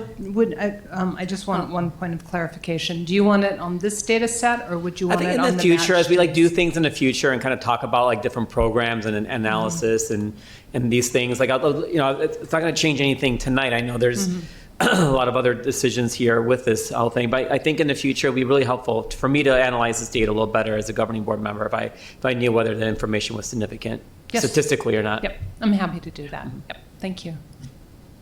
Ms. Shaw. Thank you for the presentation. I'd like to echo the points made already by my colleagues. I think there's a lot that we don't know as of yet, and I'm a little surprised that this pilot program that's been in existence for this school year is we're trying to expand it. I think we're kind of jumping ahead because the year's not even over, and there's a lot to understand about what these students experienced, how it benefited, how it may have, stifled their growth. I don't see the data to reflect that it was totally positive. The enrollment gain, I think, is questionable, and Mr. Nodine did say it's hard to say it was a gain. I think we need at least another year to study the schools that are already in existence before we expand, though I do appreciate that, certain schools are interested in doing this, but I'm worried also that the middle schools may be impacted, where those schools feed into. I'd like to see data as far as how that impacted them and their budget, so on and so forth. On slide 5, Jean, could you scroll to slide 5? This is the discipline one. Are those discipline incidents outlined only 6th graders, or is it the entire school? Only 6th graders. It's only, so when it says middle schools, that's One. oh, one more. Yeah. I think it's the next one. Next one down. This is 6th I can graders do in it. that middle school, Yeah. I think. Okay, great. There. Up. It's like- There we We go. both Okay. busted on Thank it. you. So you're saying that's only 6th graders for each of those data sets? Yes. Okay. All right. Yeah, just, I think we're kind of putting the cart before the horse with this, and, being that the school year hasn't even ended yet, I think, pilot programs are, the nature of pilot programs are that you study the first year, and we haven't even completed 1 year yet. So I think we're getting a little ahead of ourselves to expand this pilot program. Ms. Lina Rose. Hi. Hi, Mr. Sanchez. So, and I'm hearing my colleagues, as I'm looking at these numbers, and I understand actually where all of them are coming from. But my question to you, and I don't totally disagree with them, is the schools, the proposed schools. I know there's only 3, so Borton, Wright, and Calland. Has those communities, have those parents been contacted? Like, what's been the parent communications, and what have you heard back from those parents? Yeah, so in the first semester, we reached out to those 3 proposed schools and their communities to find out if there was just a general interest. We knew that we were studying the data about their cohort size. We wanted to identify schools that we felt had a strong 5th grade cohort that could make this transition into 6th grade and have 2 separate cohorts. So once we identified the schools, we then went out to the communities and we spoke to the principals and to their staff and the faculties to find out if there was a general interest there. Then we conducted a survey with the parents to determine if there was a general interest for them to also have their child have this option. We looked at the data. It all came back positive from these schools regarding wanting to move forward in this direction, and thus that's why they were now the proposed schools that we've offered to the board for consideration. Okay. Because my concern is if we expand these, that we're still, some of the, and I don't want to stop this, that's not I'm just concerned that we're putting I think you said it, Ms. Shaw, putting the cart before the horse at the moment. I just want to make sure if we're going to do this and eventually do this district-wide, that we're doing it right. Yeah, so in a week, the rest of the public's going to see what we've been discussing. Next year's budget is going to represent $8.6 million fewer dollars available to this board than last year's budget. And here's another important number. In your 100th day information materials that I sent the board last week, overall, K-8, K-12 enrollment declined by 2% in the district, but 6th grade went up 6.2%.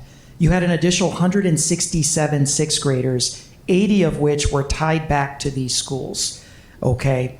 It's helping us with our enrollment. We have a responsibility to bring a successful strategy from that perspective. Now, I'm not saying that anything that the board members have asked for with regard to academics, discipline, additional comparative analyses between subgroups of students, absolutely, we want to make sure that there's academic effectiveness. We want to make sure that these other academic indicators, that they're positive. But in the face of our overall enrollment situation, there is a sense of urgency here.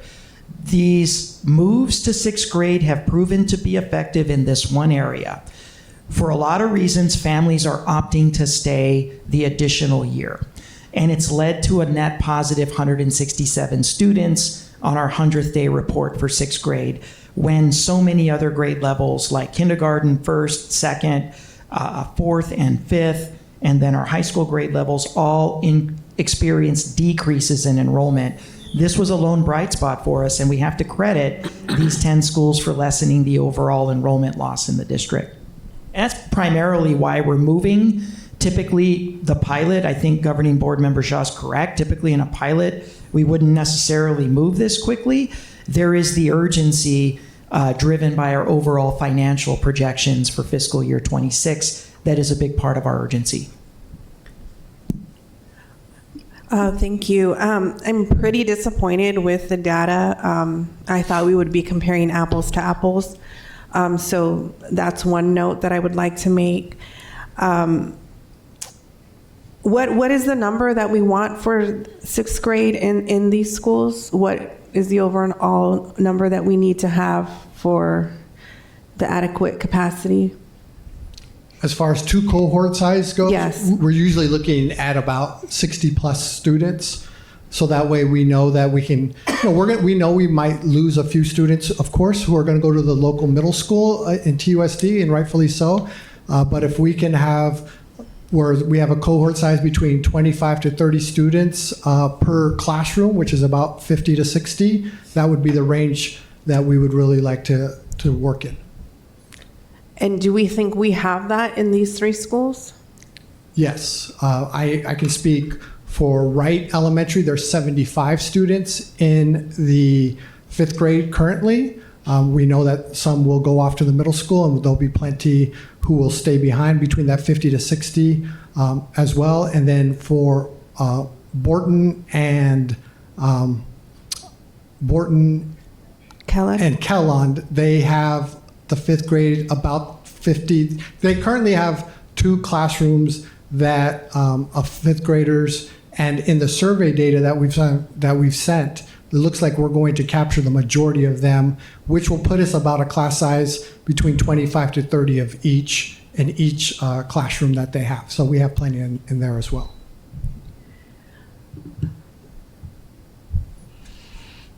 Dr. Shaw. Thank you, President Ekstrom. I think a lot of what we've been trying to do over the years is, give parents options. And in terms of a lot of the feedback we're getting from parents, we talk about parents walking with their feet, and they're walking with their feet. We've seen enrollment be stable or increase in our sixth grade class, which is rare around the classes around them. And this gives them an option. I think it would be too premature at this point if we were going to go to the middle schools and get rid of sixth grade and make every parent choose this option yet until we know more data and know what's going to happen with that. But I think right now, we are hearing from parents that they want to stay. We're seeing with their enrollment that they're staying in their local schools. A lot of us have been to some of these schools for love of reading over the last couple of weeks. And when I'm at those schools that have the sixth grade, K6, I'm asking how's enrollment, how things are going. And I think you're probably hearing the same things I'm hearing at these schools, that people are pretty positive about the experience so far. And I think this pilot expansion to 3 schools is not a huge expansion. We're not transforming the whole district. We're not changing all of our elementary schools to K6 tomorrow. We're not getting rid of the sixth grade option in our middle schools that are 6, 7, 8 traditional at this point. We're going to wait for some more data, I think, before we start making some more larger decisions. But I think the expansion to 3 additional schools and hopefully getting a couple dozen more students enrolled to help with our budget capacity in the future years and giving these parents in the 3 schools a choice, I think is pretty reasonable. So I'll move the item tonight. I'll second. The item has been moved by Dr. Shaw, seconded by Ms. Luna Rose. Roll call, please. Ms. Shaw. If I may, sorry. I just want to point out to the board and staff that the real important data set that we don't have yet is whether or not the sixth graders who are at these K6 schools now will enroll in a middle school after they, graduate sixth grade. So will they stay in TUSD or will they go to charter or private school? Will they try other options? Because I think it would be totally difficult to enter into a middle school as a 7th grader, as opposed to just going in with your cohort. And because we don't have that number, since a year has not passed yet, I'm going to hesitate and say no on this item. Other discussion, Mr. Romero? I would like to discuss what financially, where this money is going to be coming from, how much it's going to cost to do these in these other 3 schools. Good evening, board members. So I thought you'd never ask, Mr. Romero. So one is, obviously, you know that we perform an equalization calculation for all of our schools. So it's, if you think about it, it's kind of as a whack-a-mole, right? So as enrollment declines in one school, we remove FTEs, but as enrollment, increases in another school, we won't put FTEs there. So we're never really, we're trying to make it a net zero game as much as possible. So when you look at VC, which added, 2 or 3 cohorts, versus, any of the other schools which added 1 cohort, we really took from their middle schools in order to accommodate the 6th grade cohorts at their elementary schools. So it really will come from existing dollars. Now, based on the analysis that was performed by Mr. Nodine, there's this, the retention of 23 students is going to produce an additional $139,000 in average daily membership funds. So that'll offset the overall first year cost of $490,000, because there will still be renovations, some technology and some furniture that in the first year essentially are startup costs. Beyond that, beyond year 1, it's about $281,000. And so really beyond year 2, it's going to cost us about $142,000 or so. But ultimately, that number could be made up by the fact that if those receiving middle schools essentially have a smaller 6th grade cohort coming in, we will essentially take those FTEs and provide them to the elementary where those 6th graders remained. So it really tends to be a net zero as much as possible, but ultimately there will be some expense just because sometimes, the other 2 grades in the middle school, 7th and 8th, may potentially increase even though they're losing 6th graders.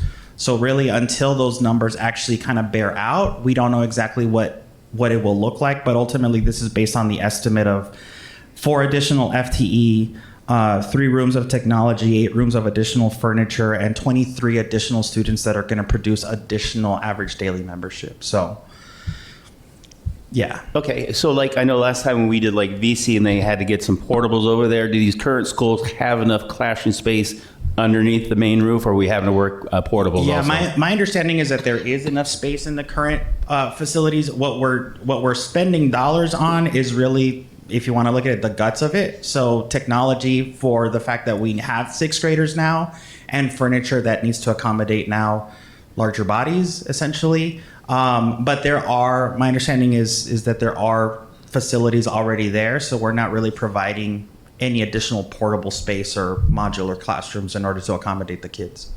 Fantastic. This, I think, information is very good before we do our vote. So thank you for that very much, Ricky. Yes, Ms. Shaw. Just to clarify, Mr. Hernandez, you said $490,000 for this? Yeah, it's in the, if you look at the PIA that was part of your board agenda item on page 5. Mr. Hernandez, we got a $351,000 figure noted in the public language. That's post, and that's when you net out the ADM coming in. So okay, so you've subtracted out the projected 23, but there could possibly be more than 23. Correct. 23 is your sort of break even. Right. Okay. Correct. Yeah. So the subtotal cost is 490, but when you break in the 23 that are going to remain and that are going to come in, then you net an expense of $351,000. But if you get more than 23 students, obviously, then that number will continue to shrink. That's year 1 cost because of the startup cost of technology and furniture. Once you go into year 2, you're not really having those one-time expenses, and really the net cost is going to be $142,000. Okay. Assuming those 23 come. I see. Thanks. Yep. Oh, no. Mr. Romero? Yes. Dr. Ravi? Yes.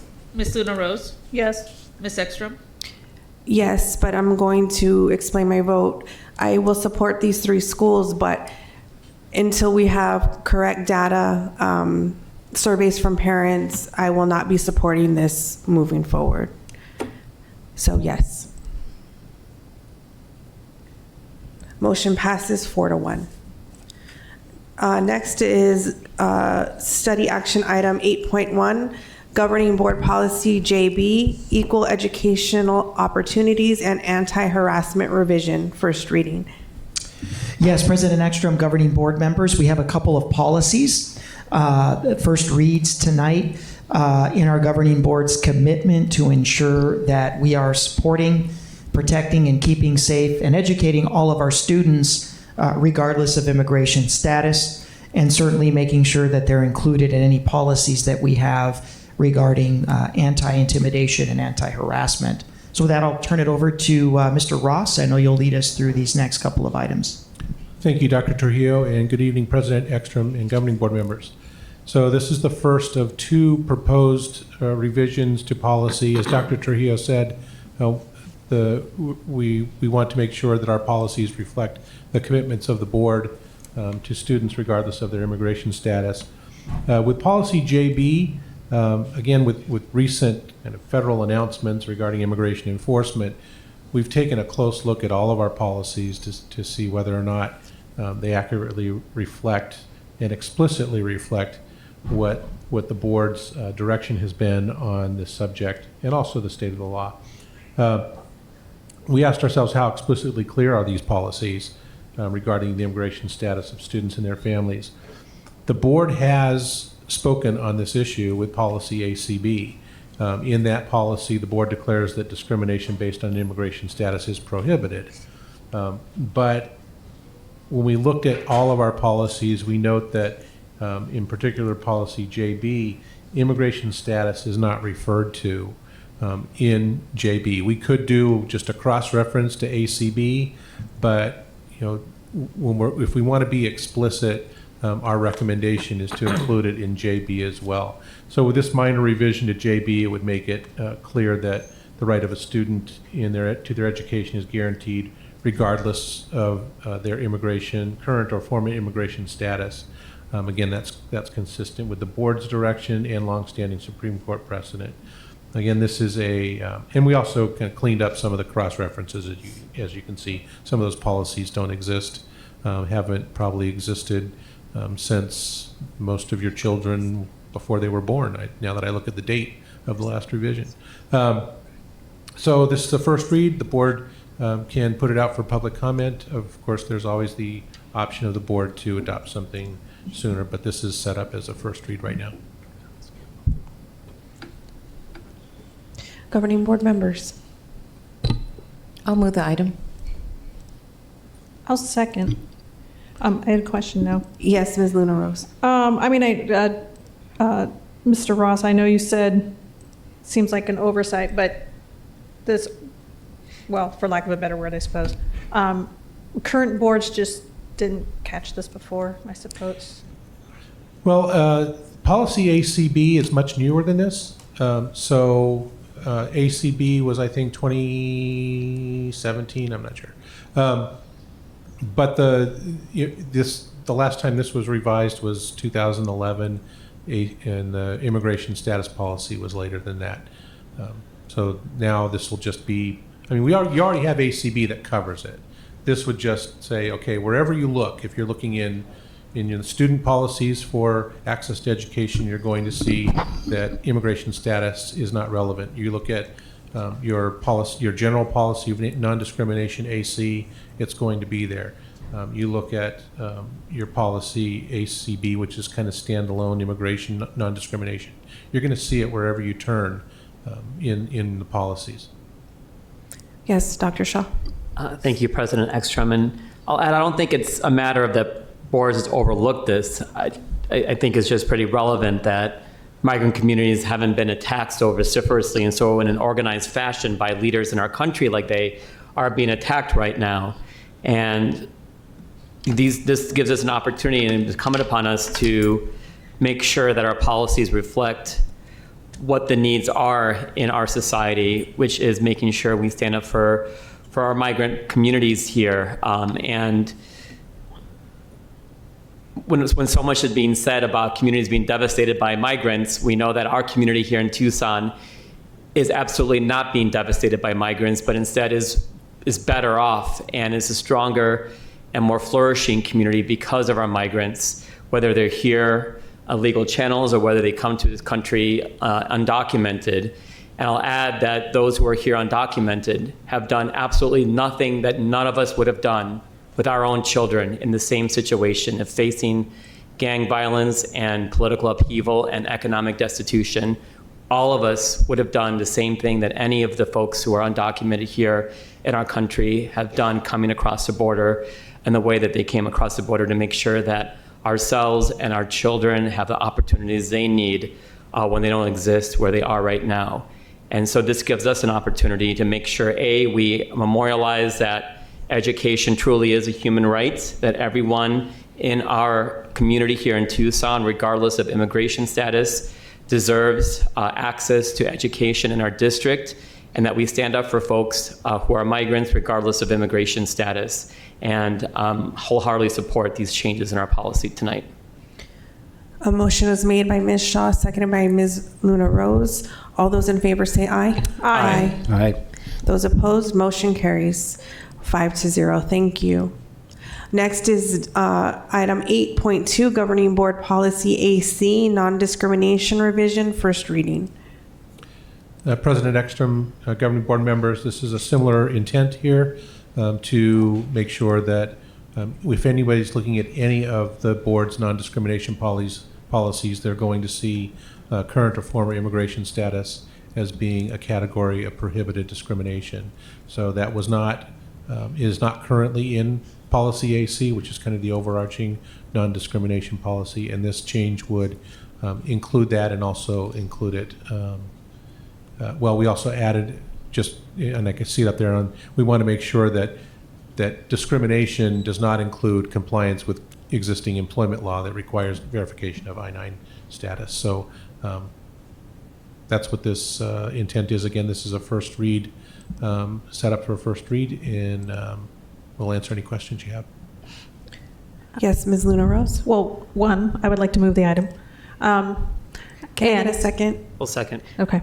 Go ahead. And then my question to you, Mr. Ross, and Dr. Shaw, and to anybody who was listening, I wasn't trying to blame other boards. It's just he said it so eloquently. We've not had to have, I don't think any of our boards, previous boards, including the ones that that are in our first term, had to deal with this situation. My second, Mr. Ross, so as we're memorializing this,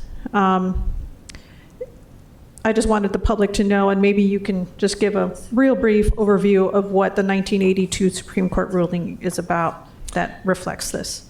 So that really is probably better in JB, but it works for all of it. Kind of as a principle of the case is Plyler versus Doe, and what the Supreme Court told us was that not quite going as far as saying education is a human right back in 1982, but the constitutional principles say if you're going to offer education, you cannot use immigration status as a bar.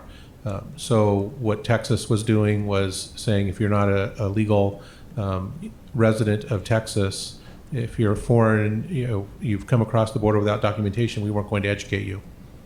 The Supreme Court said that is not constitutional. It doesn't. That's not what public education is supposed to be about, and you can't use that as a determining factor in denying enrollment of a student. So that's probably better, closer to policy JB, but the concept of non-discrimination here in AC does include the principles of constitutional protections for access to public benefits such as public education. All right, thank you for the clarification. Any other discussion? A motion has been made by Ms. Luna Rose and seconded by Dr. Shaw. All those in favor say aye. Aye. Those opposed, motion carries 5-0. Next is item study information item 9.1, desegregation budget study session number 1. Yes, governing board members, President Ekstrom, members of the public. So tonight's meeting kicks off desegregation budget development season for the public. As we've communicated in previous budget study sessions, the amount of desegregation funds that we levy from the public, it's static. It doesn't change. We've been frozen at the $63 million level for all of our desegregation funded programs. However, through the last 5 years, the rising cost of salaries, the rising cost of benefits, the overall cost of our employees has gone up, but our desegregation budget capacity has remained flat at $63 million. This is created right now about a $2.5 million deficit. We know that the regular maintenance and operations budget is not in the financial position to pay that deficit off. So for the 25-26 school year, we've asked all of our departments to examine their budgets using the zero-based budget philosophy to put together budgets that will be reflective of a balanced desegregation budget.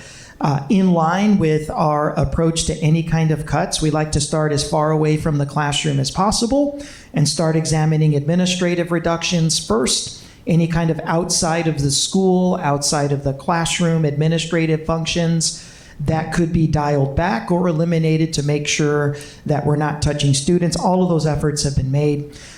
Tonight's study session, number one, is going to feature the Student Relations Department, Operations, and then our Advanced Learning Experiences Department, inclusive of Gifted and Talented Education, GATE. They will be presenting their overall budget proposals, and they'll be specific in terms of specific expenditures that were funded last year that they're recommending to either be reduced or eliminated for school year 25-26. The governing board will be making no vote tonight. There's no vote on anything. The board doesn't vote on the desegregation budget until June. To be precise, it's probably you're going to be doing your proposed budget on June 23rd. So we want to make sure that there's plenty of the time for the board to see what the budget proposals are. All of the budget proposals are posted publicly, and you can go to our main page. It's on our main page. You can access the desegregation budgets for each department, line item by line item, and that's available to any member of the public as well. Following tonight's presentation, and as our different departments present, every governing board meeting from here all the way through the end of May will feature 3 desegregation-funded departments presenting their budget proposals. When those departments are finished presenting to the board, they will then be posted for public comment. A portal will be opened up, and the public will be able to comment. Right now, the public can see the budgets, but they can't comment on them. They can access them through our main page. But we wanted to save the comment portion for after when it's presented to the governing board, then putting them in for public comment. And then also the governing board is free to give direction. Although you're not voting on anything, if you see a particular expenditure reduction that you don't necessarily support and you'd like to see a particular department come up with another way to reduce expenditures, we certainly can operate off of that direction and make sure that we make those revisions. All of our directors know that we're on a tight 15-minute time limit to present their proposals because we want to maximize time for governing board questions. So with that, I want to thank Anna Warmbrand Schwartz. She was the one to raise her hand and said, Dr. Trujillo, I will go first for student relations, and took the first spot. So I want to welcome Anna. She is the director for student relations, and take it away. Good evening, School Board President Jennifer Ekstrom, Board Clerk Dr. Ravi Shah, our esteemed school board members, Dr. Trujillo, and Head Legal Counsel Mr. Ross. We are here, Student Relations. I have brought our compliance liaison for the district, our program coordinator, our administrative assistant, our program specialist, and our restorative practice facilitators. So as you know, when I come in front of you, I never come alone. We always come with our folks that help us make our decisions. We have some department goals coming into this next year. We would like to continue to support district-wide all systems related to the Code of Conduct. That's our student due process, that's discipline monitoring, that's direction that we give to site administrators and support systems throughout the district. We would like to continue to manage and promote PBIS systems for all 89 of our schools. We would like to continue to train, promote, and manage all restorative practices district-wide and create, manage, and oversee all behavior management systems for Tucson Unified. Before coming to you, I did get stakeholder feedback because I know that's a critical piece to making decisions here in TUSD. I did meet with district leadership, regional superintendents, superintendent's leadership team. I did meet with the site administrators that currently have restorative practice facilitators. I met with all of my department here many, many times. We meet every week. And so we are very clear about budget, what's happening, decisions that have to be made, deficits the district may have, and I continue to keep them abreast of any issues or concerns that come up, and our program specialists, of which I have 2 internally in the district. We are a small but mighty department.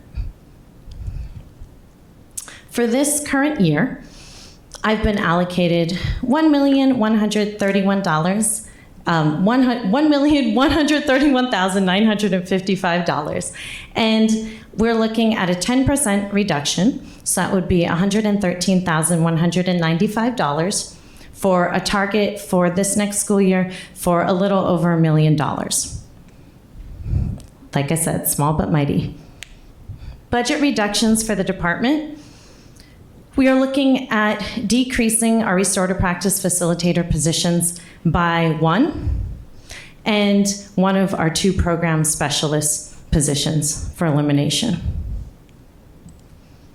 What would be the effects of budget reductions and department reorganization? We have 10 restorative practice facilitators allocated for this school year, and we would have 9 for next year. We would like to expand to serve 15 sites, which means that our remaining 9 would be splitting time. Data will be analyzed annually to determine which sites would get restorative practice facilitators for the following year. This is the data for determination, and just so you know, this data was a collection from our internal department as well as the site administrators and the regional superintendents who I met with to look at criteria. So we'll be looking at PBIS data, enrollment numbers, letter grades, risk ratios for ethnicity, for discipline, who makes our high-risk lists for all of our ethnicities, including subpopulations of kids that have discipline in certain areas, who has our highest violations district-wide, and our monthly suspension reports. What is the plan? Well, we would, albeit losing 1 RPF and program specialist, we'd like to expand support services going into next year. We will, again, analyze individual school data to determine greatest need. And I would like to say that the current sites that were allocated restorative practice facilitators, those sites have had RPFs for many, many years, and those decisions were made previous to my leadership. With 9 restorative practice facilitators, we can provide more comprehensive support by splitting our time between school sites with the greatest need. Not every site will have a split RPF, though. When making data-based placement decisions, we'll ensure that all sites that need department support receive it, and this will minimize the impact the budget cuts will produce. As a department, we will absorb the duties internally between myself, my program coordinator, my compliance liaison, and the remaining program specialists, and we will continue to prioritize student support. And that is probably the quickest presentation you've ever seen from this department. Yes, and I appreciate it. You're welcome. Questions? Yes, Dr. Shaw. Thank you, President Ekstrom, and thank you, Ms. Wormbam, for the presentation tonight. 3 questions. First of all, can you introduce, since they're staying so late here tonight, the actual members of your team that are here? And then my second question, can you describe more? So it looks like the majority, if not the plurality of your budget is going towards the restorative practice facilitators. Can you describe actually what they're doing at their sites and what their role is and how they're improving outcomes for our students? Mm-hmm. And then finally for the sites, so 10 sites that you have currently going to 15 sites. Are the sites currently like mostly middle schools, high schools? Are the 15 sites going to be mostly, can you talk more about kind of what they're doing and these sites and what kind of work they're doing? Absolutely. I'm going to answer the third question first because it's the quickest, and then we can do introductions. All of our sites that data shows needs restorative practice facilitator support are all secondary sites, primarily middle schools. We have one restorative practice facilitator at Catalina High School and one restorative practice facilitator at Tucson High. All the rest of our RPFs house at middle schools, or K-8. And how will that change when you go to 15? We will continue to support our middle school and K-8 programs. We do not have a plan to remove an RPF from Catalina or Tucson High. Yes. All right. So, starting from behind me, I have Eddie Villalobos, and I think you've seen Eddie before. He comes when we do Code of Conduct, and he is a program specialist. Sitting next to him, we have Tina, our wonderful administrative assistant. Now, behind Tina is our assistant superintendent, Mr. Armenta, who does come to our meetings with some frequency. So you can be part of the department tonight, okay, Mr. Armenta? We have Karina, and she serves Seacrest. We have Miss Reina, and she serves Safford. We have Yvette, and she's out at Lawrence. We have Ben, and he's at Booth Fickett. We have Miss Melissa, and she is at McGee. We have Sam, and he's at Catalina. We have MJ, and she is holding it down at Tucson High. Yes. Her choice. She loves Tucson High. And as a Tucson High parent, I'm happy about that. And we have Miss Melanie Schiappini. She's our compliance liaison. You see her with the Code of Conduct. And our program coordinator, Andrea Martinez. And we are missing Ali or Alejandra, and we are missing Greg. Greg is at Doolin, and Ali's at Pister. So that's all of our folks. Of course, hearing officers, but this isn't applicable, so here they are. This is our department. And then in terms of day-to-day, like any support position in a busy secondary campus, they are there to support and ensure safety of kids first and foremost. So if there's a fight brewing, there are issues and concerns happening, they're right in the thick of it. They're there either before the fight occurs to help prevent that by doing restorative practices. And just so you know, a portion of our budget, we have a very small part that isn't people, goes to their recertification.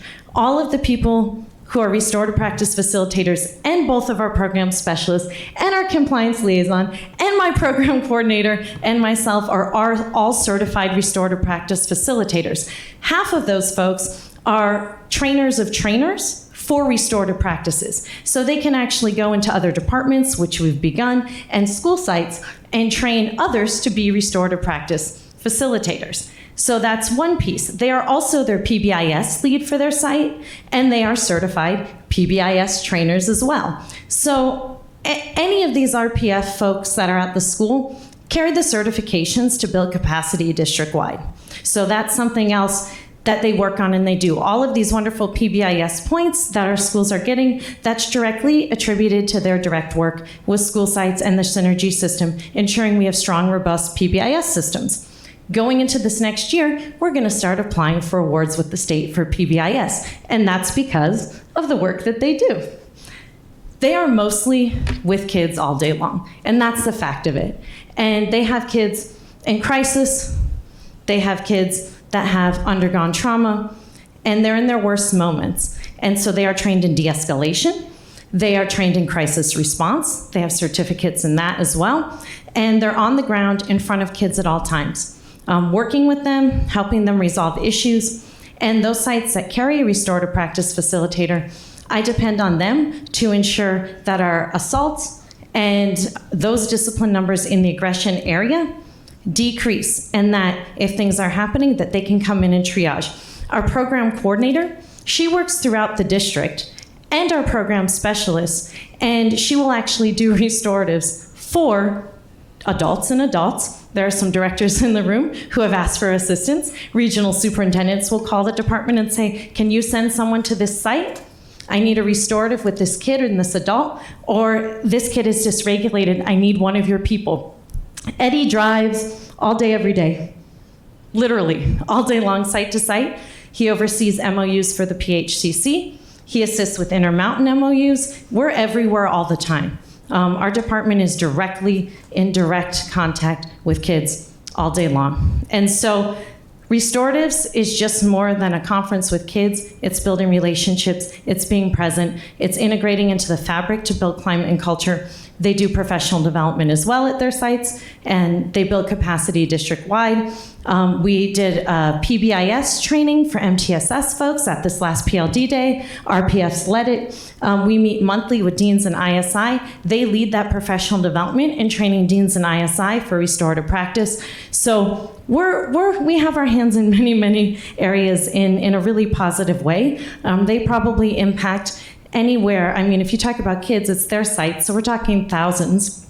And then in terms of professional development, they support hundreds and hundreds of adult learners every single month. And of course, I can provide very detailed data, if need be, in all of these spaces.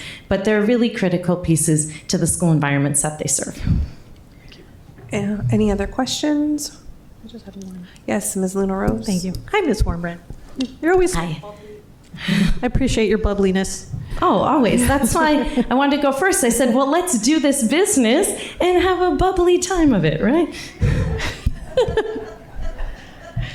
And your staff is not surprised. All right. No, Appreciate not that. at all. I My appreciate staff that. is not surprised. So this might be, I see that, managing, the systems for all 89 schools. So this might be like a pie in the sky question. So forgive me. But when you say these, that your staff's with kids all day, like how many kids in general? Do you have a ballpark? Can you give a ballpark?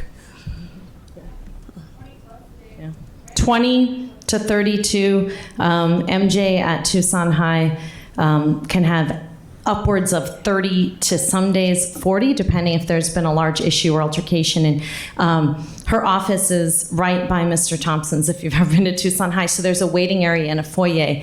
And so sometimes it can feel, like we're like, okay, next. Okay, everyone stay, we're going to work. And so on a busy day, principals will text me, hey, can so-and-so flex their time or can they stay late? Because we have issues and I need those resolved before school starts. But I would say 17 to 24 students is a pretty average number. And then that doesn't include their day-to-day walks and check-ins and check-outs and things, and managing the PBIS systems at their site.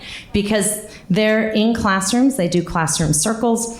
That's part of the restorative process. And so they have a rotation of the grade levels that they support at their site, doing classroom restoratives. That's an expectation. And we monitor the data on a weekly basis. They have work logs that they have to submit to Andrea Martinez, who's my program coordinator. She's their direct supervisor.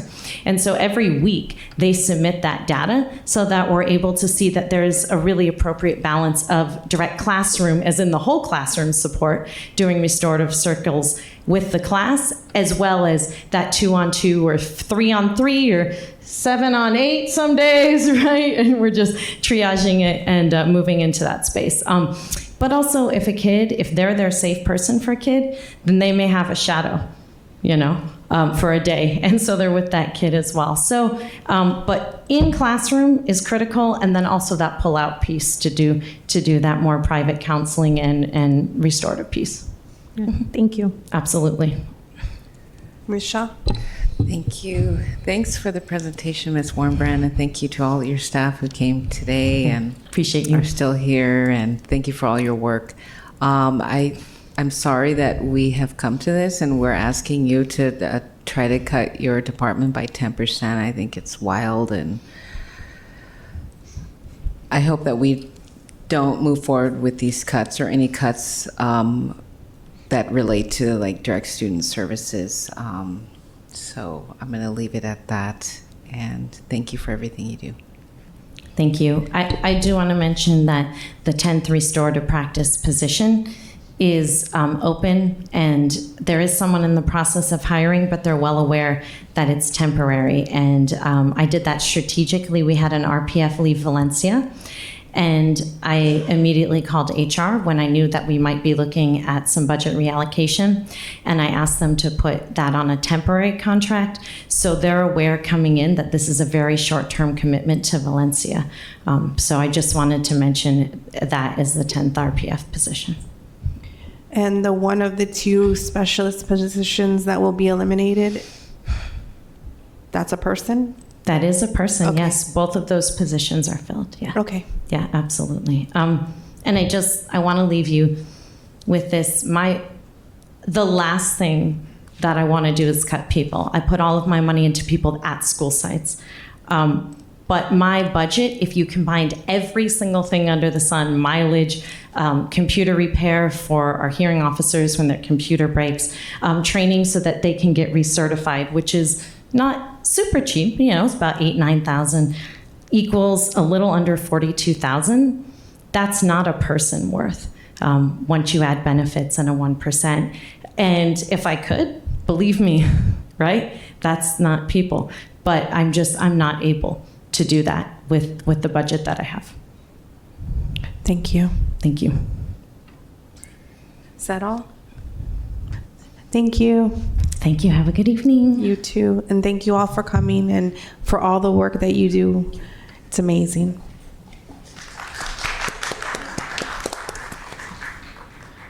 Next is operations. So on our march towards this $2.6 million deficit, we'll track our progress. So right now there's 113,195 on the board. Okay. And at any point, board members can provide any direction as I mentioned, as departments present their packages, but we'll continue to track the math as departments come before you on our march towards evening out the deficit. Okay, Mr. Young, Mr. Meyer. Thank you, Dr. Trujillo, and good evening, Board President and members of the board. So as we present tonight, operations is a division. And so I'm going to just take a minute to overview the division for you, just a minute. So Greg and I are actually going to be tag teaming in this because the budgets that are DSEG specific tonight, part of that is in the operations division level. So I'm going to be representing that for operations. This org chart gives you a sense of what the division looks like. If you look at the blue boxes in the middle, you'll see very familiar departments there, one of which is facilities. Those are our larger departments within the operations division. Those are shared services, and their name pretty much depicts how they serve the Tucson Unified School District. Tonight, I'm going to talk about a very specific DSEG component of the operations budget at the division level, and then I'm going to turn it over to Mr. Meyer, and he will talk to you about two budgets that exist within the facilities department and the related DSEG reductions that we would be looking at there. So the 5010 is at the division level. 5013 and 5014 will be the two budgets that Mr. Meyer will talk about. This illustrates where the reductions will have to be made. This is a standard template we used. We also have sitting behind the slides, it'll be a lot easier to walk you through what the implications of those budget reductions are. So in talking about the operations budget, this particular position is a 0.5 FTE. It's our only planning analyst in the district that does things like uses demographic data to forecast what enrollment would look like. This same individual has the responsibility for doing things that have to do with our boundaries, not so much at the district level, but for any school boundary for the schools across our district. And so they do analysis across that. They look at birth rates and different types of data to determine what our potential enrollment pipeline might look like by any kind of change in demographics across our district and across our city. So they're doing that kind of work. But they also, this same individual is, because they have what's called a background in GIS systems, these are geospatial information systems, they're also involved with actually our bond. Some of you, if not all of you, are familiar with the bond dashboard that we have where for this public facing, and you can drill down and you can see specific projects that are actually going on in the bond for a particular school. This individual is the same person because they use GIS data to help populate and build the system that sits behind that, is the same individual that does that. I wanted to give you that background because this person is half funded out of DSEG and they're half funded from another funding source. So they're split funded. This is the only person that we have in TUSD that does this. If you look at the actual budget reduction that we'd be talking about 10%, it's right at about $4,000 that would need to come out of the DSEG budget.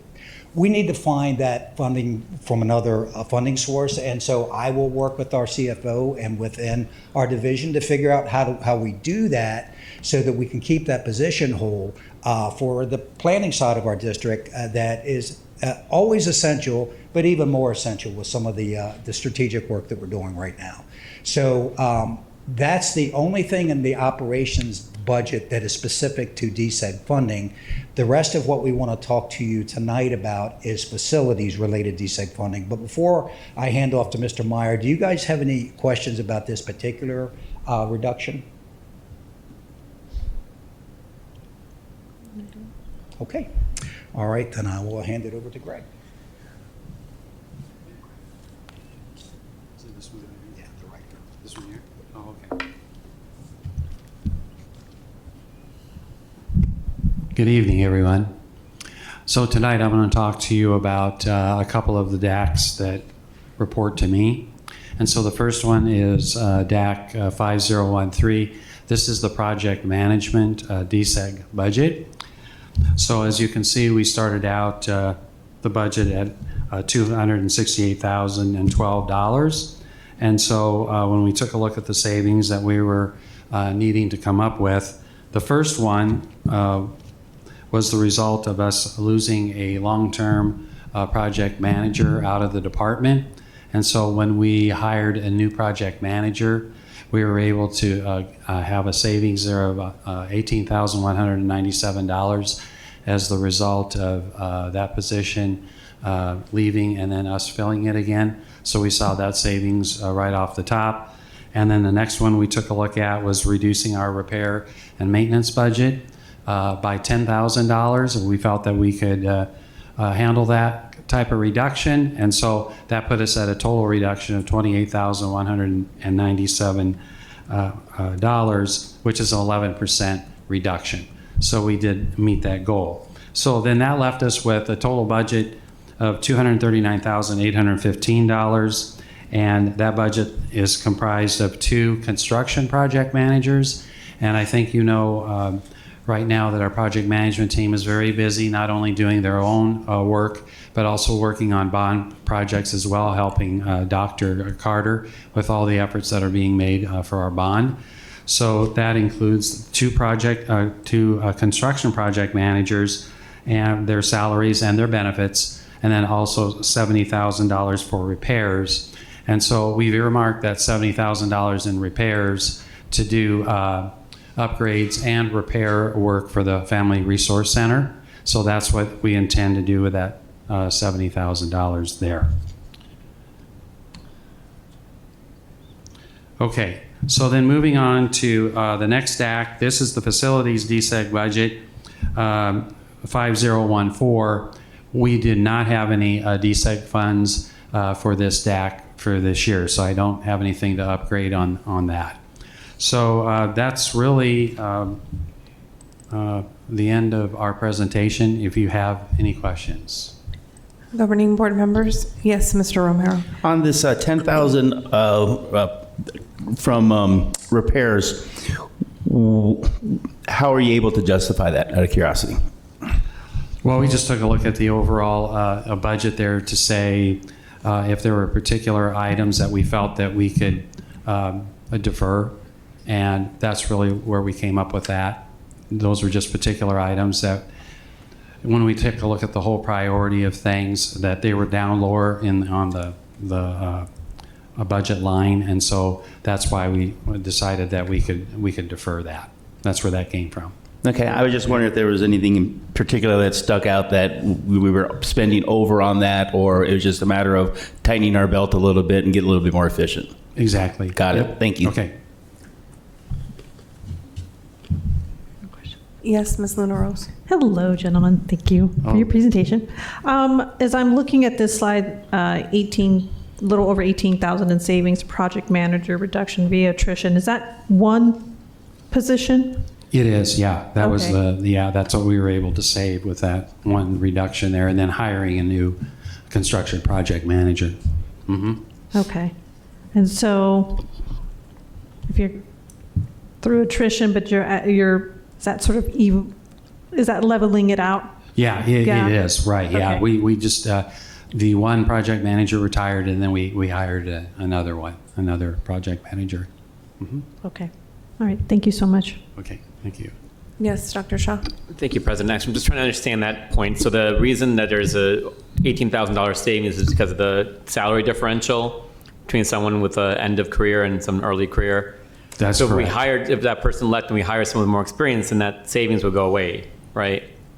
It could. It just depends on how much experience would be there, because it's all based on what someone brings to the job. But in this particular case, that's what the differential was between who retired and then who we brought in. Okay. Ms. Shaw. Thank you both for your presentation. I have a couple questions. Could you, what Family Resource Center is slated to have the improvements?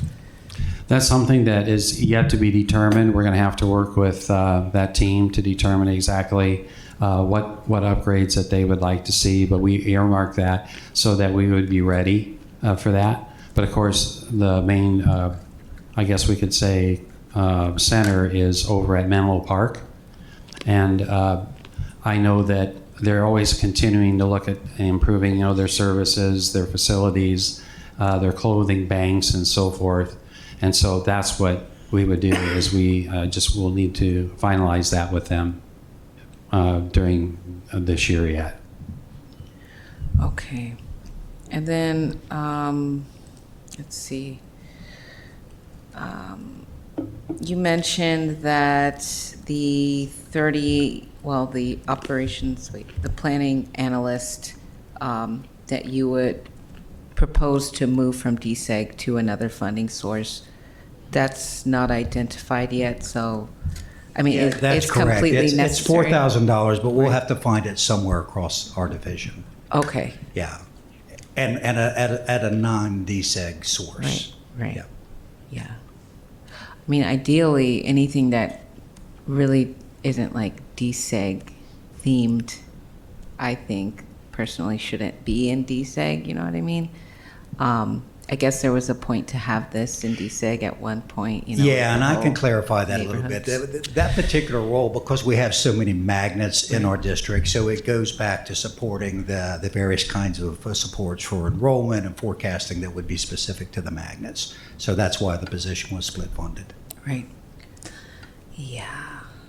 Well, I appreciate you all, looking for a way to help us balance this funding source. I do wish that this agenda item had like the full DSEG budget, all the money that's going towards DSEG, so that we could kind of look at it. And as you all are presenting, I know I could go back into other meetings to find that information, but it would be helpful. It's actually available now. So, Greg, Jean, if you want to pull up the main page, it'll take you right into the line item budget, so you can see exactly what's being spent in real time. So we can just actually have that running as our different presenters come up. Right. It's also accessible to everybody. If you just go to the main page, it says access DSEG budgets here, and you can see specifically everything from travel to overtime to added duty, where all of the expenditures are going. Yeah, thank you for the reminder, Dr. Trujillo. Because, what's to stop other departments from, moving a staff member out of DSEG and requesting that we find another funding source? I think that, a lot of the things that we've done in this past, 6 months or a year have kind of got us into this place, like the RTI positions funded out of DSEG, $4 million. So I would like us as a board to kind of look at other, the full DSEG budget, and to, find a way so that our departments, especially those that work directly with students, don't have to go through with this 10% decrease. Dr. Shaw. Thank you, President Ekstrom. Just some feedback for Dr. Trujillo.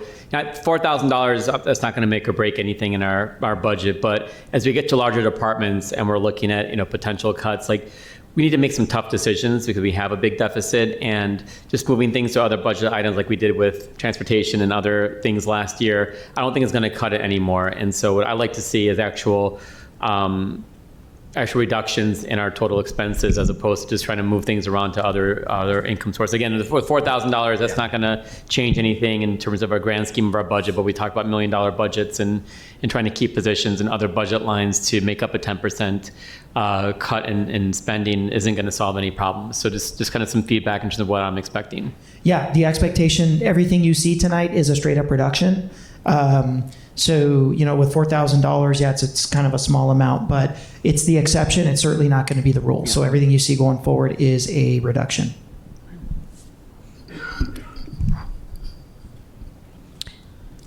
That's it. Thank you, gentlemen. Thank you. Next is the ALE presentation, Advanced Learning Experiences Budget Planning. Dr. Trio? Yes, governing board members, President Ekstrom, I will say it's ALE and GATE is the quietest, largest desegregation funded department we have. It's really big. It incorporates all of our advanced learning programming from AP to honors to dual credit, our IB programs, and then all of our GATE services that are offered throughout the district, as well as our AVID initiative. So I want to compliment our director, Sky Sachko. She does a wonderful job. And along with this budget presentation, there's just some point of celebration if you look at, as you get to slide 6, and you just see some really impressive gains in AP enrollment, the amount of students taking AP 912, dual credit, and honors in just the last 4 years. Shame on me for not seeing that until this presentation, but really impressive stuff to see those increases. So with that, I'll turn it over to our director, Sky Sachko, to lead us through here. Thank you, Dr. Trujillo, Governing Board President Ekstrom, and governing board members. I do have from our ALE department, our ALE AVID program manager, Kathy Jensen, is here as well. So I wanted to highlight her. Okay, so can I use this clicker? Okay. So Dr. Trujillo kind of set the stage a little bit, but like he said, the Advanced Learning Experiences Department, I wanted to have all of the different opportunities that we have in our district that we support or that we directly implement. And so really per that USP, they're divided up into 3 categories primarily, and that's our gifted and talented education programs, our AACs, those advanced academic courses, and university high school. AVID, you'll notice, is at the bottom because that's a support for our students, right, as they're engaging in that rigorous academic preparedness, gaining that confidence in that student agency, and that opportunity knowledge from participation in these ALEs. I wanted to kind of highlight GATE because we have more GATE opportunities than any other school district in Arizona. We have opportunities that our families can participate in that students have to qualify in, such as our self-contained or pull-out services, but we also have all these other ones on here that are open access opportunities to help unlock that potential for our students, right, by engaging in those strategies with a gifted endorsed teacher. So this is our ALE responsibilities under the Unitary Status Plan. And so you'll notice, I just want to highlight that ALE policy manual. That's on our website as well as on the DSEG website. And so if we're able to make some of the cuts that I have on here today, we'll have to make some updates to that policy manual through that PIA process. So you'll see those again this summer probably. Most of these, I'm not going to go through all of them, but they're related to expansion and expanding those programs. And so this slide as well, it's all about expanding our ALEs. And you could see from what Dr. Trujillo mentioned on this slide that our department, as well in collaboration with our schools, have worked really hard to be able to expand those opportunities. And also, I don't know if you realize it, but you all have helped us expand those opportunities as well. You just approved an AP research course that our schools are going to be adding. You approved AP seminar last year and have approved a lot of dual credit opportunities for our students. And so those variety of opportunities that our schools are using are really helping engage our students and increasing those participation levels. So we're really here to talk about our budget reduction for the coming fiscal year, but I wanted to highlight some of the reductions that we've made in preparation for this coming fiscal year, because we've kind of seen some of those things coming, right? We've seen registration fees and trainings and stuff like that have increased in cost. So we've already began pivoting for some of those things to get some cost savings for this year, and we're going to continue some of that work into this coming year that you'll see on those slides. The last two bullet points, I just wanted to highlight that we've also been collaborating with the University of Arizona and Pima Community College to bring additional funding into the district to support our ALEs as well.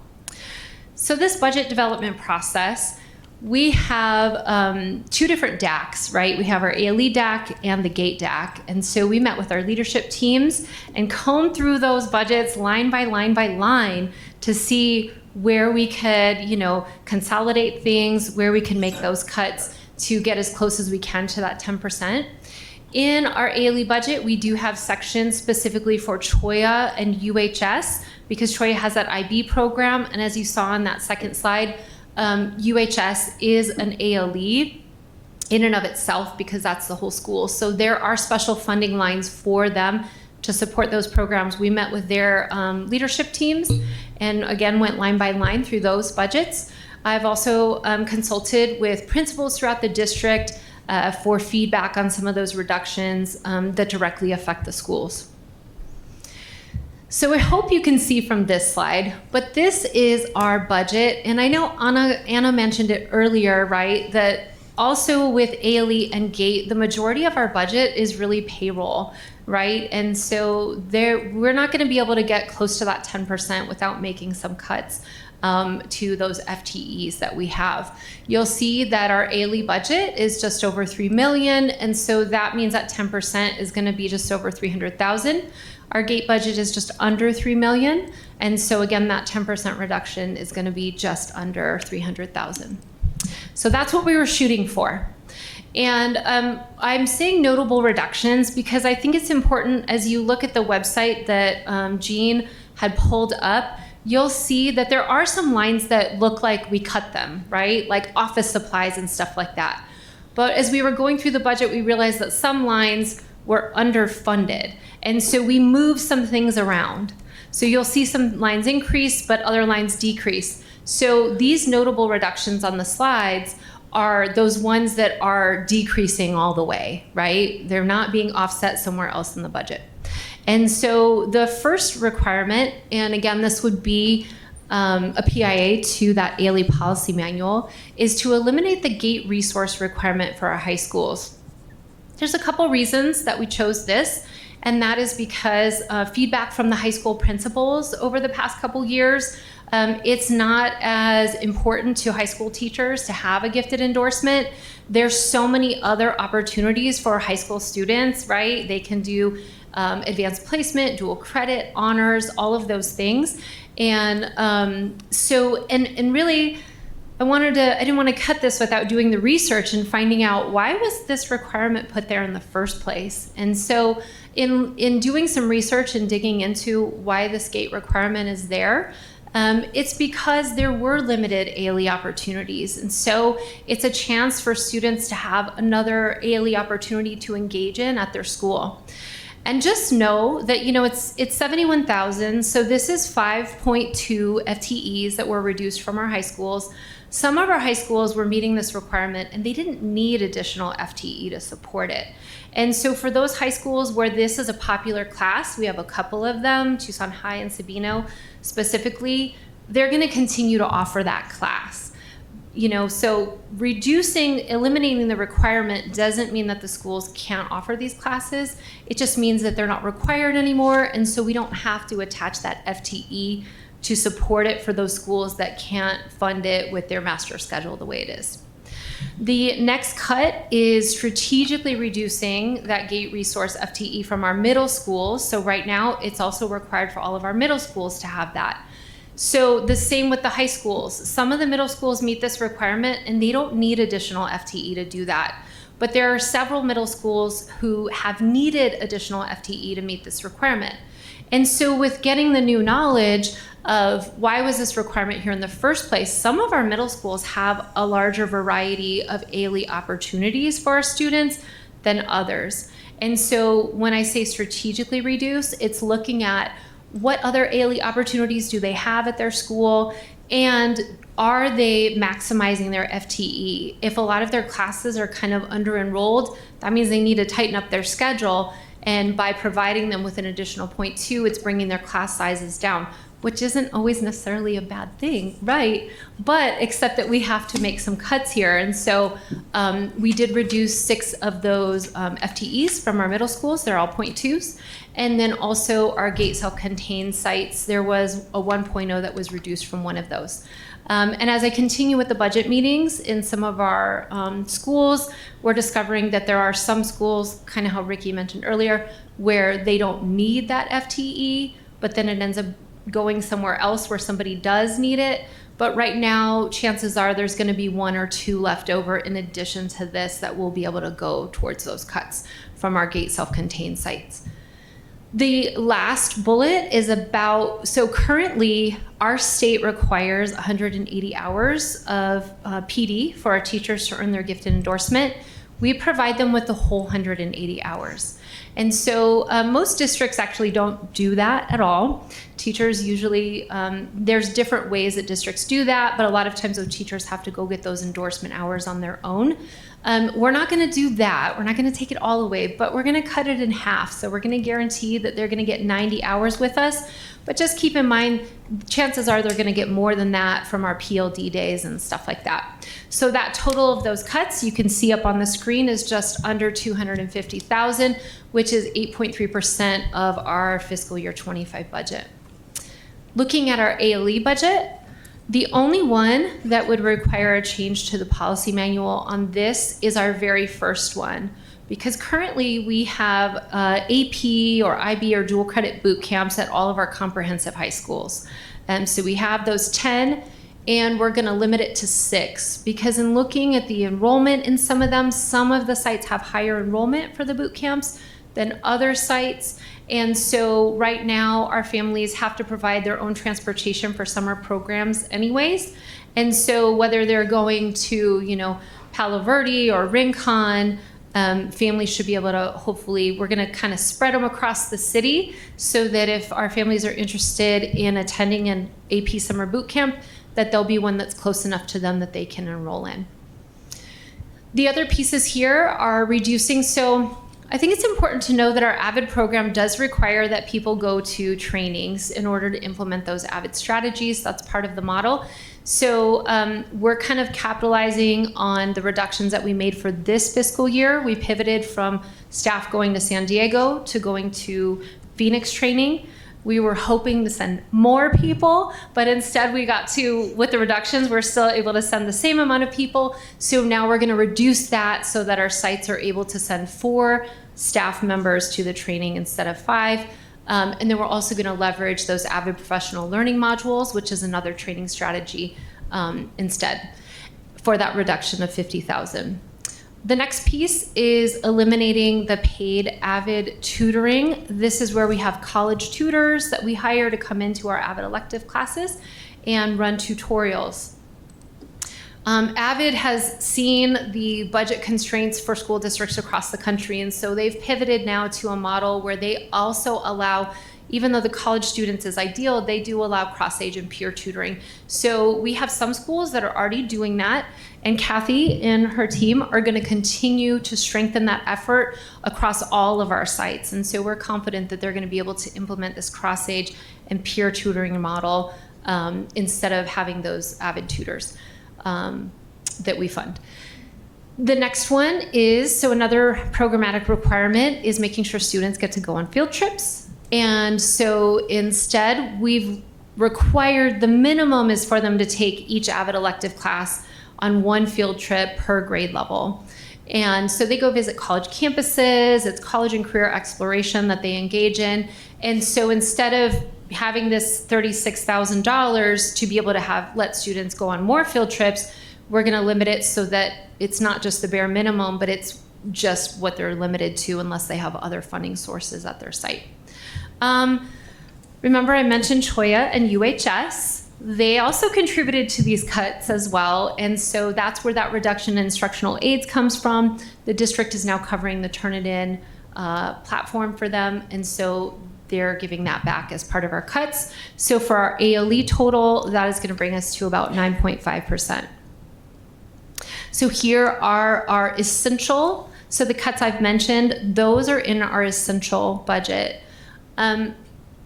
So earlier I mentioned most of our budget is salaries, right? And those teacher salaries are getting right-sized here, right? We've had an increase to the supplemental base in the formula. The teachers have continued to get raises every year, which is awesome, but the budget lines have not necessarily kept up with those. So even though we've cut the $286,000 and the $249,000, you'll notice our budget isn't directly reduced by those amounts because we have to right-size those teacher salaries. So with that, what questions do you have? Ms. Shaw. Thank you for the presentation. You know, since like DSEG, it deals with specific student subgroups, I'm surprised that there's not any data in relation to like ethnicities of like GATE, for instance, or students who take ALE, because I think that's pretty important if we're deciding to make cuts from both of these areas. Like, how far is that desegregation budget? How far has it gone to increase participation from those populations? Well, I am going to be meeting with our Mexican American Student Services Parent Advisory tomorrow, so I do have that data, but I don't actually have that. I didn't include that in this presentation, and so I'm happy to come back and share all of that information with you. And I didn't get a chance to review it before I came, but I do know that over the past years, and it is actually in the narrative for the annual report, where if you look at that ALE section, you can see that the increases, well, we have several strategies, right, that have increased that. You all approved, which thank you for approving our district norms initiative that we started to make the ethnic distribution of our GATE students more closely reflect our district. And so that has increased those numbers and served to have the students reflect our district more closely than they had before. I do know that, and I'm happy to come back with the numbers, but I do know that our dual credit option is definitely very popular with our African American students, and our AP and dual credit option is especially popular with our Mexican American students. And so we have seen increases in the students that are participating.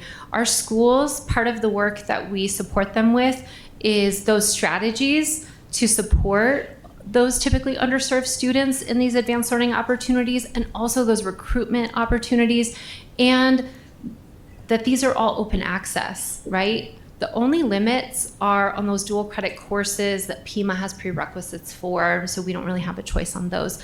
But the open access, and also we've instituted that honors teacher training to help support our teachers with those strategies that help them serve all of those students in their class, because there are no limits, right? They're open access, and so our students have access to whatever courses.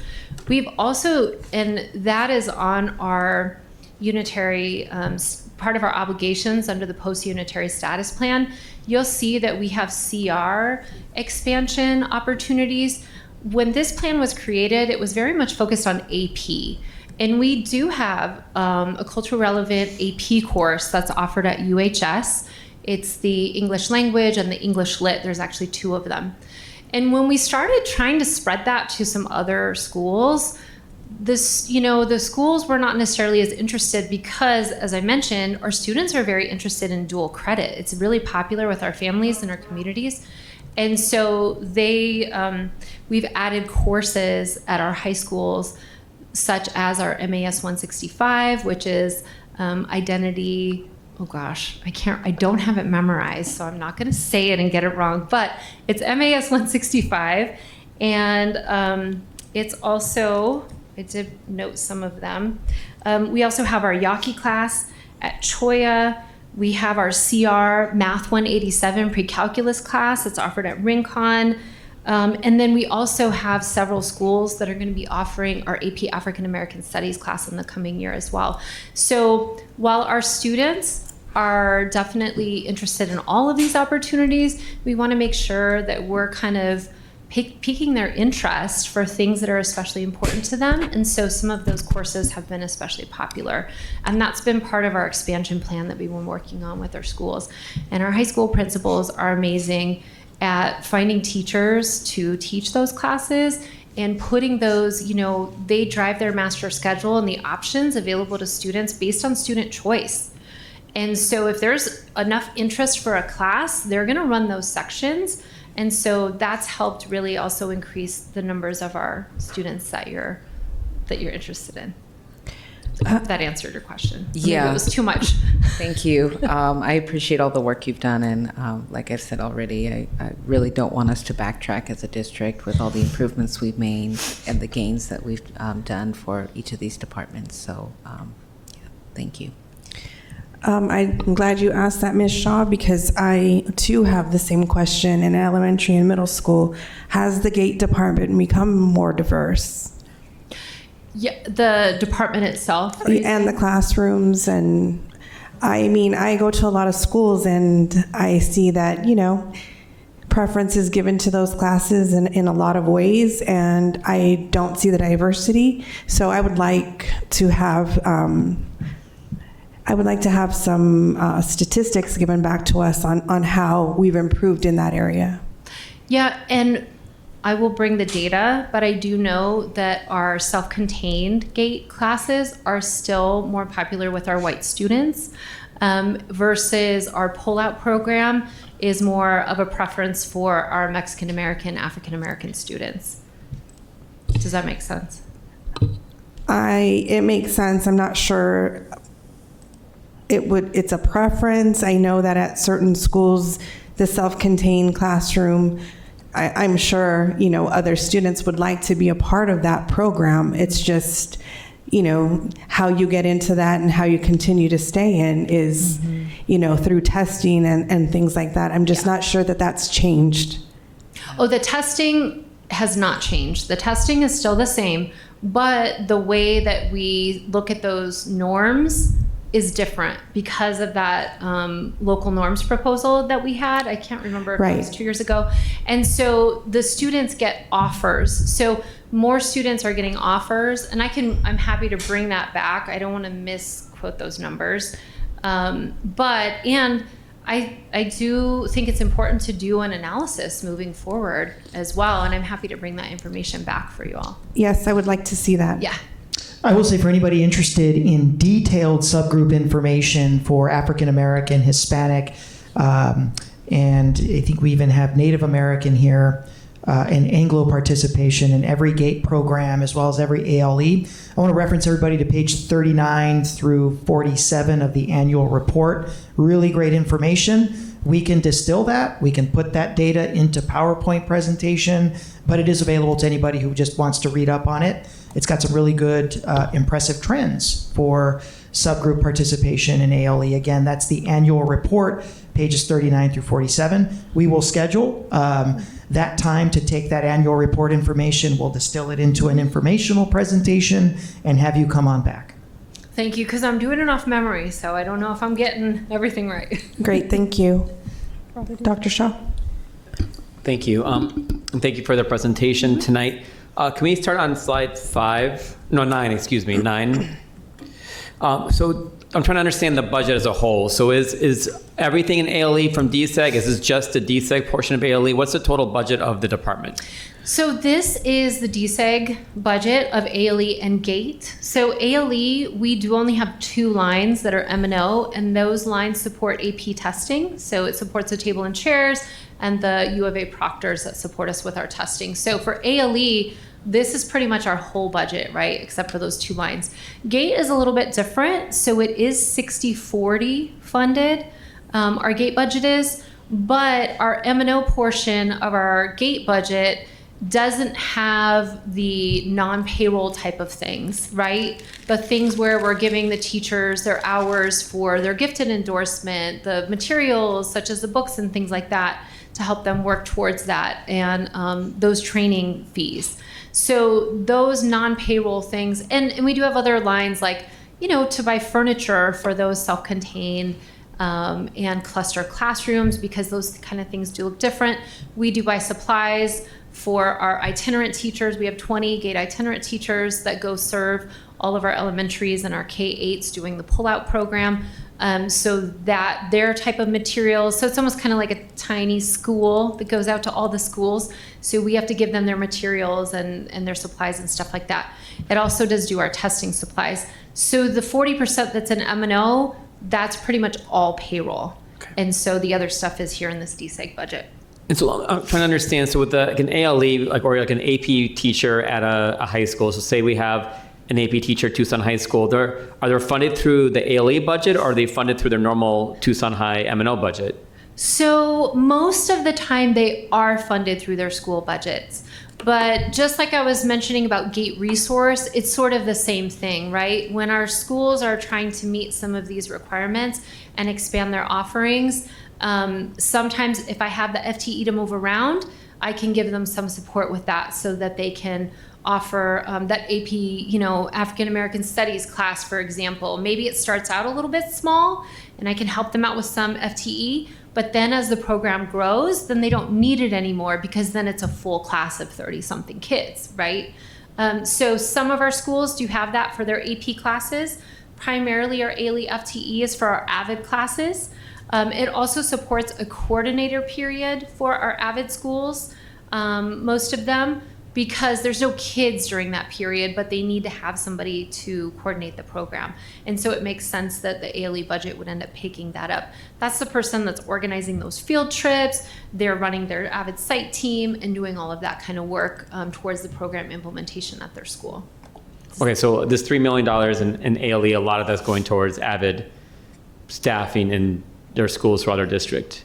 Yes. We have just over a quarter of our district are AVID schools. Mm-hmm. Some of the schools, though, we did do our, when I talked about the budget planning for this fiscal year, we implemented an AVID expansion application, because you could see our responsibilities through the PUSP is that we're supposed to continue expanding our AVID program throughout the district to support our students in ALEs. And so we know that we don't get to keep getting more DSEG money, right? And so how do you expand when you're not getting more money and this program costs money? So our principals, the schools we've added in the last few years, many of them are pitching in. So they're very committed to the program.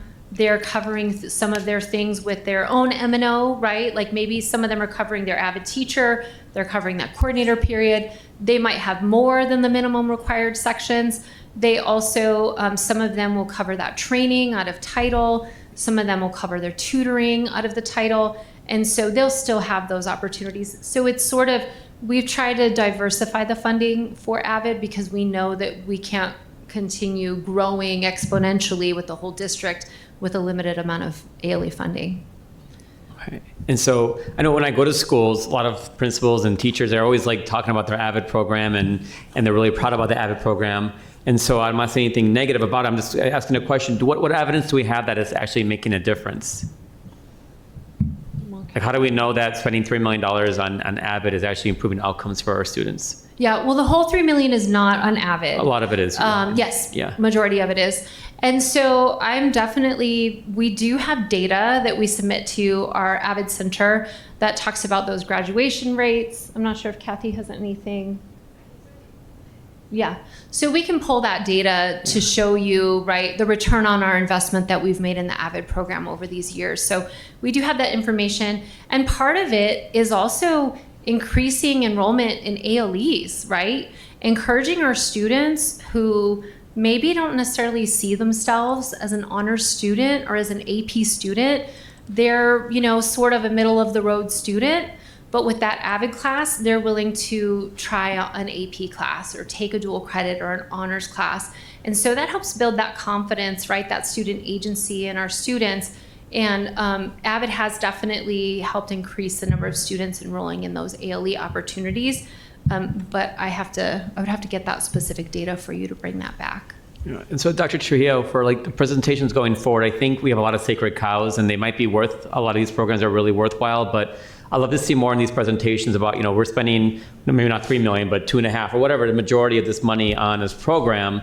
And part of our discussions in terms of DSEG and how we're spending our money going forward when the budget is going down every year or going down relative to salary increases, I think we need to have more information about, these programs that we're having. What is that? Sure. Why are we continuing these programs? As we talk about a lot of our different programs that we have, all these different positions that we have. And I think as part of this, I feel like we can't go into discussions unless we know, like, all right, is it worth spending, $2.5 or $3 million on this program? If it's just to increase some ALE, like, is that the biggest benefit? Is there a way Sure. to do that? So I think that's important. Yeah, it's important to note that this is why this is an initial presentation, and that why we're not doing this in June, because we want to schedule her to come back based off of governing board feedback, right? So we're going to add AVID. I think the report that we submit to the AVID Center will handle the average grade point average, the average amount. There's some great data there about the amount of credits accrued for AVID students versus non-AVID students by the 11th grade year, graduation rates, grade point average. I think there's even some college completion evidence that we can certainly bring forward, along with the annual report. The annual report will track ethnic group participation in all of your ALE programs across multiple years. So I think us going into the annual report, distilling that, bringing it back and doing a second study session so you can see going back to 15, 16, all the way to 24, 25, the percentage of your African American students that do self-contained gate over time versus pull-out gate versus open access gate. Same for our Latino students, and then as compared to Anglo student participation. So we can certainly put all of that together, have a second study session. GATE is massive. GATE and ALE, it is one of our largest, if not largest, desegregation funded department. You can see all the different moving parts and all the different complexities, and especially when you're talking about the difference between a school-funded AP teacher and a GATE-funded teacher, or an ALE-funded AP teacher. If I don't have AP staffed, and I want to get it started at my school, and my master schedule doesn't allow it, I wasn't given the allocations from my district budget, I'm going to reach out to Sky to see if ALE could fund that AP teacher. But if I'm Tucson High and I already have a healthy staff as a resource, and I have an AP certified teacher in each of my departments, I wouldn't have to reach out to Sky for that funding. I've got the kids enrolled in the class makes, I can offer it. So there's all these little nuances that I think warrant absolutely coming back and getting a little bit deeper. Certainly on AVID. AVID is a big expenditure and it's a requirement of the USB. Yeah, absolutely. Let's look at that data so our board knows where that money is going, whether that's an effective program or not. I think what Board President Ekstrom brought up and also Governing Board Member Shaw, I just think it's important to look at subgroup participation over time, not just this year or last year, but actually going back through the years of the USP and seeing how well we've done with all of our different ALEs. So we can certainly make sure that we come on back and do a second study session. Okay. Yes, Ms. Luna Rose. Hi. Hi. So I just wanted to first off say thank you to your staff, because as a parent of a daughter who was engaged, then did middle school courses for high school credit, then honors courses, and now she's in dual credit chem, and she's taking AP courses. She's much more ambitious than her mother. I appreciate all the work. I know there's a lot of hard work going into that. And this is just anecdotal, but I didn't see any of that. I saw less of the diversity in the K-5 level in GATE, but as now that she's in high school, I'm seeing a lot more, especially in the AP and dual credit classes, just as an FYI. Not saying that it negates anything, just what I've noticed as a parent. So I appreciate the work. But, and I'm wondering if this is also something to bring back. As I'm looking at one of the slides here, slide 2, where did I see it? Oh, 7, the grant funding. So is there possible to also, are there more grants out there, and what do you look for if there are? And is that like a separate presentation on what that would look like for your department? Well, I mean, this is something that is sort of newer, right? So this Los Gatos grant actually started a few years ago, I want to say 4 years ago, where several of our schools, we work with U of A, it was Rincon Pueblo and Catalina applied for Los Gatos, and that was to create a culture relevant high-level math class for our students and to try to get more students to be able to qualify and be ready for those classes. And so we have been working with U of A, and they were amazing in that we were really able to be partners with them. And so we were able to transform the grant over time, where we got this itinerant teacher who goes to the different schools, because it's with dual credit, the teachers have to have 18 master's credits in that area. And so a lot of them don't have that, especially in those for the higher level math classes. So this teacher actually serves several sites throughout the district and allows, it actually ends up, well, it's cheaper for us because we don't have to pay PIMA instructors to fill that gap. And we don't have to pay for her at all because the U of A is paying. So that was sort of something that manifested over the course of that grant. So that grant is going to be up. They're going to let us have it for one more year. And then we're going to have to figure out something else for that teacher. So we are going to be seeking out other opportunities. And then, so it's something that we're starting to work towards more recently. And so if there's other opportunities, we're going to be seeking those out. We came across the work study to be able to support Avid tutoring, because as you could see, we have a huge chunk dedicated to that Avid tutoring. And so through that federal work study partnership with PIMA, it'll start a little bit small, but when we build that up, we could also do that with like outreach to U of A for work study as well. So we could still have some of those college age tutors through that program. I'm not aware of other grants at the moment, but that doesn't mean that they don't exist. And so that's definitely an opportunity for us to explore more deeply. Okay. Thank you. Thank you. Yes, Dr. Shaw.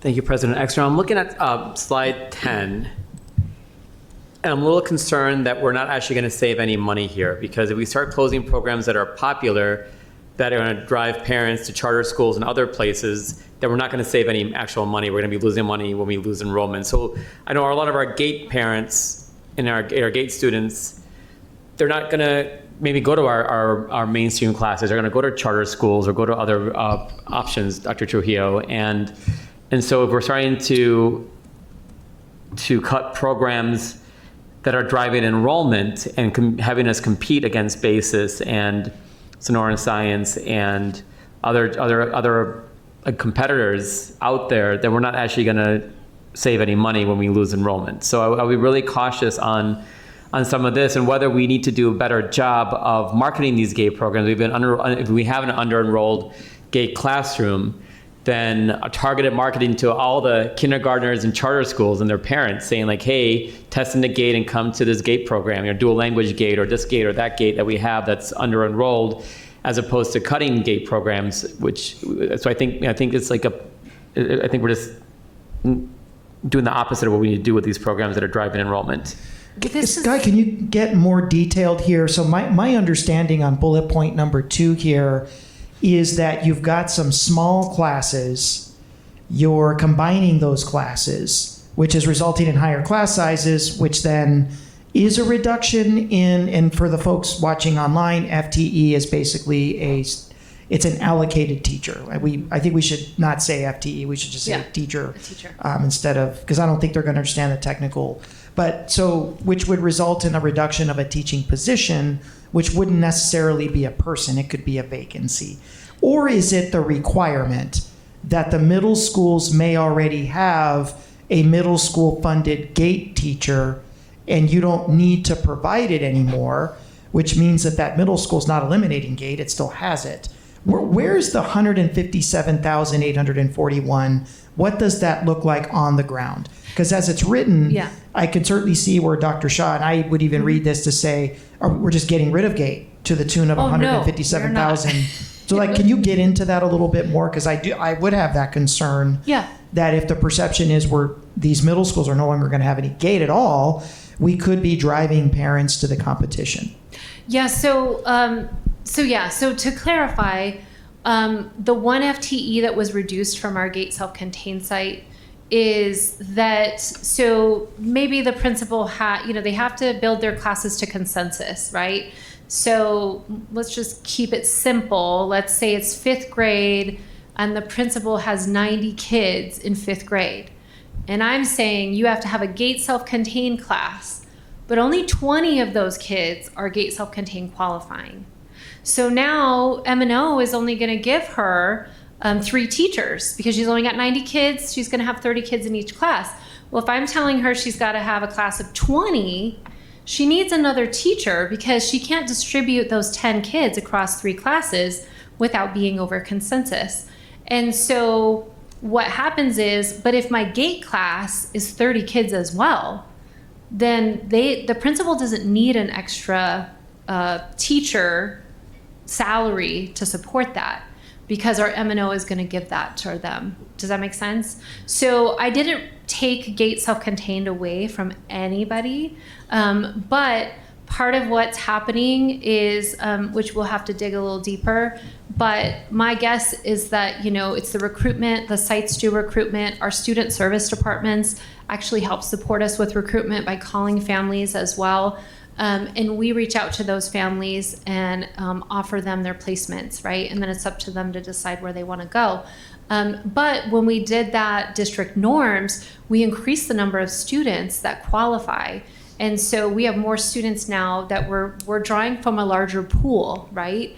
And so we've been able to fill those classes more to capacity, so they don't need extra FTE from the GATE budget to support paying for that teacher. We're not getting rid of any of those. The GATE resource, when I say GATE resource, what that is it could be a few different things. It could be a GATE resource elective class. It's an open access class. Anybody can take that class.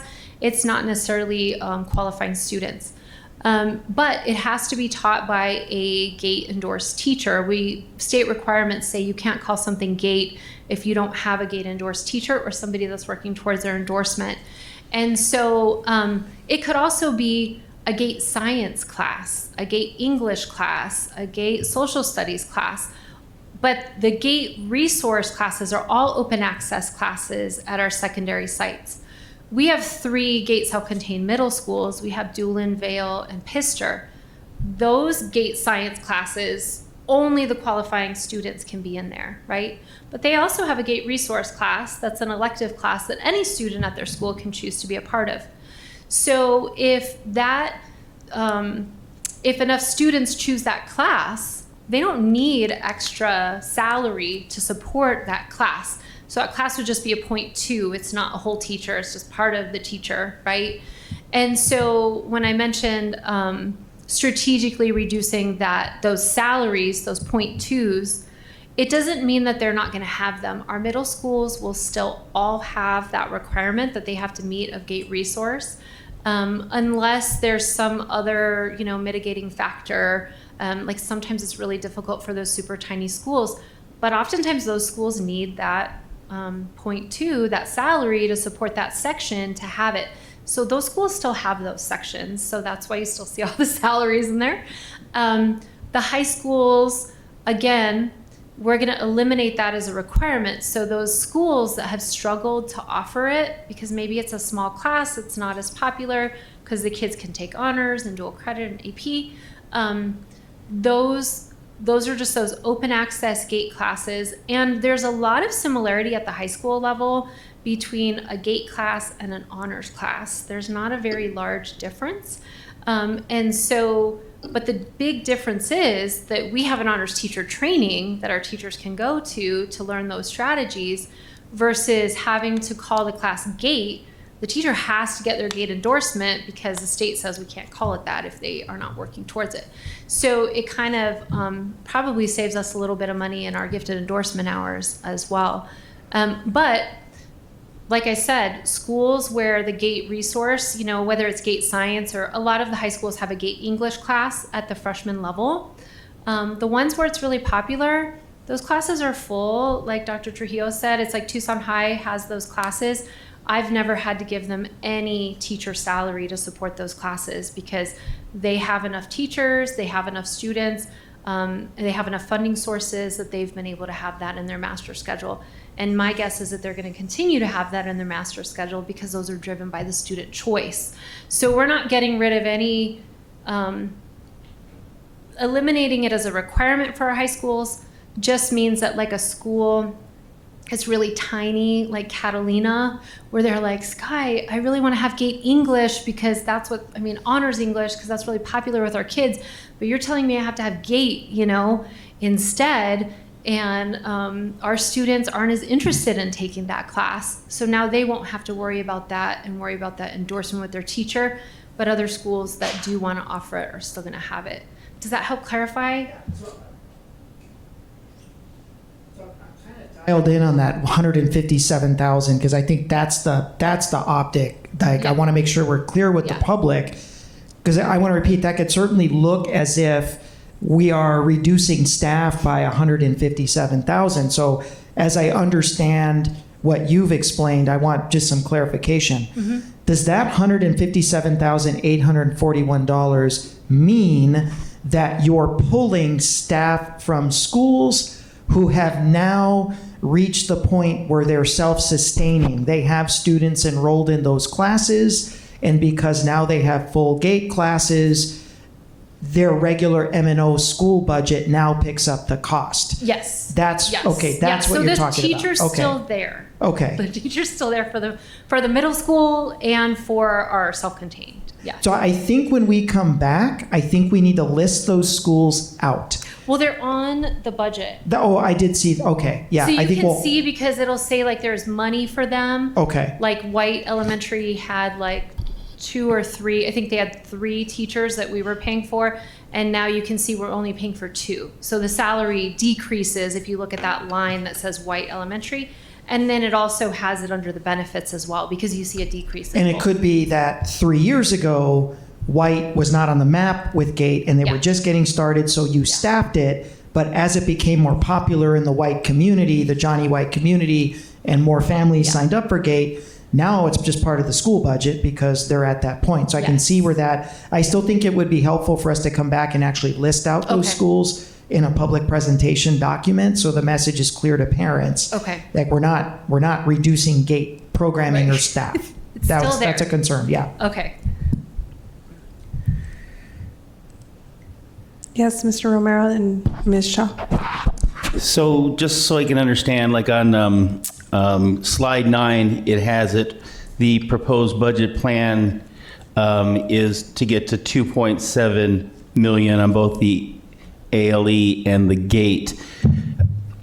In those red numbers off to the right over there. But the last slide, it shows the GATE proposed budget for FY26 and the ALE proposed budget for F26. We have essential, current, and enhanced. So basically, even though we cut those out 300,000 based on paying our employees, we're back up to basically 3 million on those, and it's a wash. Yes, well, almost. There's a little bit of savings there. But yeah, because of the right sizing of the salaries, if you look at the budget that's on the website, you can see that the amounts that were budgeted on those lines for the teacher, it's not so bad for the central staff salaries for some reason, but the teacher salaries, I think it's because there was a significant increase to that supplemental base. So that had to go in there. Also, something that happens is, you know, if a teacher has a master's stipend, they might be more expensive than somebody else that was in that position the previous year or something like that. So there could be factors like that that might be impacting it as well. Bridges to a conversation we might have during your general M&O budget study session next week, where maybe supplemental base should just come out of 301. Because I think you're seeing a good example of how a 301 commitment to provide supplemental base pay, the current practice is we force it out of the funding source of the teacher. And so Sky has to come up with the $9,600 per teacher supplemental base, which was awarded through 301. So we may want to just have that discussion because you have these positions through DSEG that have to cover supplemental base, but supplemental base is a 301 commitment. So should we be using the 301 dollars to cover supplemental base as we do with pay for performance? That also affects Title I positions because Title I also is in the same boat. They have to cover supplemental base with their positions as well. So as you mentioned it, I think that's a good one for next week. I'll have Ricky queued up when we talk the regular M&O budget. And now getting back to this, is your current projected or your projected essential 2.9 million, that of course is inclusive of like the supplemental base and the ERE and the 30% for benefits. Oh, we would be below probably if we took out the supplemental base because it's such, I mean, that's almost $10,000 a teacher. Per teacher. Now, is this also inclusive of your vacancies? We don't.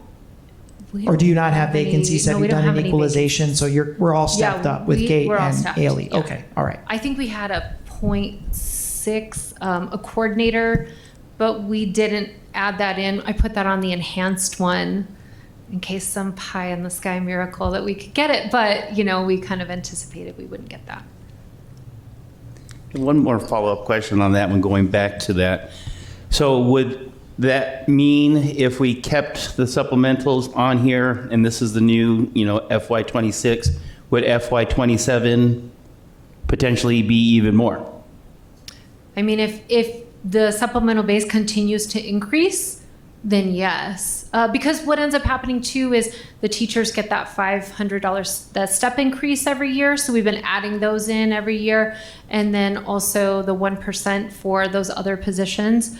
And so that, inevitably it ends up going up. So if the supplemental base was out of there, I guess it would buy more time for those other increases to catch up to this amount. Got it. Thank you. Ms. Shaw, then Dr. Shaw. Thank you.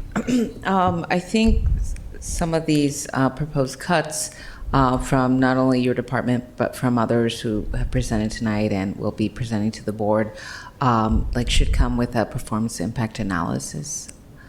I think it would be helpful for us to understand the impact of it and for the public as well. Moving forward, I hope all departments can start working on that, a PIA, so that we can really understand the ramifications of these proposed cuts. And then if and when you do bring this back to the board, we already mentioned aggregating the data by ethnicity. If we can also hyper-focus on gate, the self-contained versus the pull-out gate, and make sure we get those data points for each of those separate.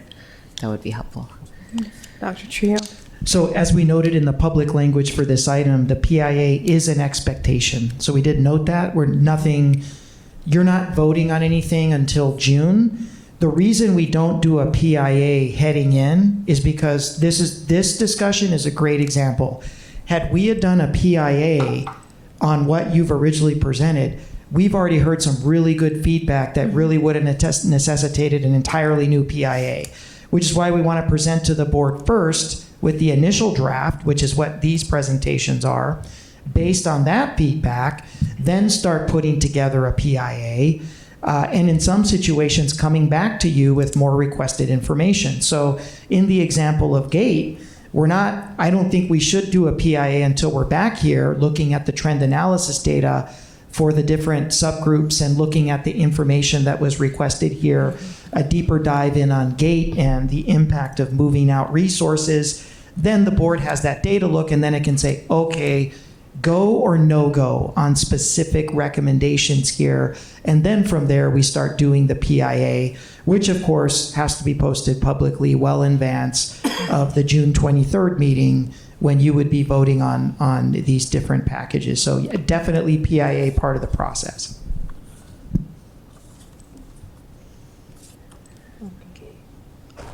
Dr. Shaw. Thank you, President Ekstrom. So I want to follow up on Mr. Romero's question. I'm a little confused on this slide. So is this all DSEG, or is this DSEG plus 301 funds in this budget numbers that we're seeing here? So this is all DSEG. As Dr. Trujillo mentioned, these teachers don't get any funds from 301. So whatever that 301 money is that the other teachers would get, we have to put that in here. Does that make sense? So it's like we add in that supplemental base for them. They're getting the supplemental base amount that the board has approved, but the funding source is DSEG, okay? And so what I think is a good discussion, and that's been happening for a long time, which is what moves up a lot of your DSEG costs, right? What I think the discussion is moving anything that's supplemental base, putting it over in 301, okay? Now, the conversation you'll have to have is all those other expenditures in 301. You're funding a lot of your arts positions out of 301. So you have to look at what's that impact going to be on the arts positions, which qualify as a supplemental base expenditure from the Classroom Site Fund. So in your Classroom Site Fund, you've got your three pots of money. You've got pay for performance, and you have supplemental base pay, and then you have menu. The menu is your menu of approved expenditures per the law that allow you to provide access to extracurricular, dropout prevention, and the arts, essentially. And that's where you're funding a lot of your arts teachers. So the question is, do you have enough in that pot after you pay for performance and you pay out your 301 supplemental base for all of your non-DSEG teachers? Is there enough there to fold in title and DSEG teachers, which will be your magnet, and it will be your ALE, it will be your GATE. I think dual language also is also covered under DSEG. So those would be your different. So that's the conversation we start having. And so you do that, you now pretty much max out 301, but you're going to have a lot more DSEG capacity.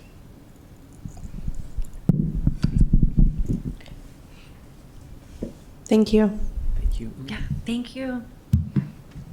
Next is 9.2 TUSD Fine Arts Staffing school year 24-25. And speaking of the arts, here we are. So I want to welcome Dr. Joan Ashcraft, and I know Governing Board President Ekstrom, you and Board Member Natalie Luna Rose, and I think Board Member Shaw have asked for a detailed allocation presentation, a little bit easier to access and understand than when we were here before. And specifically what tonight's aim is, we've got a couple of goals. Goal number one, before I turn it over to Joan, a clear understanding between the difference between OMA programming, Opening Minds Through the Arts, and TUSD Fine Arts programming and staffing, and the grade levels that are covered by each. The second point tonight is we want the board to understand, and the public, the frequency of arts classes and programming available to our grade levels. Though we say frequently that all of our schools have access to the arts, we don't necessarily talk about frequency, that some grade levels only get a day a week, and that we have some of our hardworking fine arts teachers actually go to 4 different schools to provide that 1 day a week. And the third, we want to make sure that our board and the public understands on a school-by-school basis what positions are available and what positions are inside of our schools, and how frequently are those positions providing their instruction to students. And then along with that, we know that we had some questions about recorders for 3rd grade and what's happening at 3rd grade with recorders versus ukulele. I know those are our 2 big focus areas. So with that being said, I will turn it over to you, Dr. Ashcraft. Thank you, Dr. Trujillo. Good evening, Governing Board and President Ekstrom and Legal Counsel Ross. Thank you for your time. I know it's very late. We will try to move quickly so you have an understanding of the budget. Let me make sure I know how to work this device. There we go. So the department is Fine and Performing Arts, and underneath there are 2 real strands. The first one is the discipline-based instruction for music, dance, theater arts, and visual arts. And the second part of it is a program that began in the year 2000 with a federal grant of $5 million, which is now increased thanks to the support of the governing board and the superintendent and central staff, has allowed us to put our arts integration program into all of the elementary schools without, of course, the magnet schools involved because they have their own fine arts program. On the slide, it also talks about the other things that we do in the department, but I really want to focus on the discipline and the arts integration program. Many of us define the arts integration program as leading with the art form. Music and visual arts are the most frequent ones, and enhancing the understanding of the tested areas, the content areas, math, English language arts, science. It is not a standalone program because we rely and expect the participation of the classroom teachers to help us make better connections with the arts integration program. Now for the K-5 and also grade 6 in our 10 schools, staffing, here's what we are able to do. The OMA Arts Integration Program and instrumental program, meaning band and orchestra or mariachi, are funded by Fine Arts Department. In the schools, our OMA people serve K-3 or the K through 5 and grade 6 with an OMA Arts Integration Specialist who provides full service 5 days a week, 30 to 45 minutes for the classes depending on the grade level. Those people are mostly full-time or full service in one school. For 4th grade violin, that instruction, the next 2 bullets are our itinerant music people. So we have an orchestra teacher who in 4th grade teaches violin 2 days a week, 30 to 40 minutes each, depending on what the school can give us in terms of time. And for 4th and 5th grade, students are taking orchestra or band 2 days a week to 30 or 40 minutes each. This slide, although it's a little small to read, will demonstrate to you alphabetically on the far left of each of these frames the elementary school, and in yellow, the second frame, the OMA Arts Integration Specialist, and as I mentioned before, what grade levels they serve. The next column over is for our orchestra teacher for 4th and 5th grade, and the last column, band. And those last 2 columns, those are our itinerant people. So they serve a base school and their elementary feeder schools. This is a sample schedule of a full service, full-time person. This one, of course, is Karen Fields at Lineweaver, showing that she has what consensus requires, a full hour of plan, uninterrupted lunchtime, and then with her 7.5 consensus-driven contract, the classes that she is able to serve within a week. Lineweaver is a huge school, as you well know, and so her time is limited, of course, unlike another school where the OMA Arts Integration Specialist might be able to see the children more than once a week. This is just a sample schedule to give you. Our program staffing for middle school, and I'm including grades 6 through 8, Fine Arts, the department, provides the teachers in instrumental music electives, being band and orchestra, in some cases mariachi. That instruction, because it is an elective, occurs 5 days a week, usually 50 to 60 minutes each. Now, there are a few schools, such as Utterback, that have longer periods and they meet like 90 minutes for 3 days a week. But generally, it's 5 days a week. The other electives are funded by the site, the school site. We take care of the instrumental music piece because we need those folks to be itinerant. They serve maybe 1 to 2 periods in their base middle school and then pick up the rest of their time with the elementary schools that feed into those middle schools.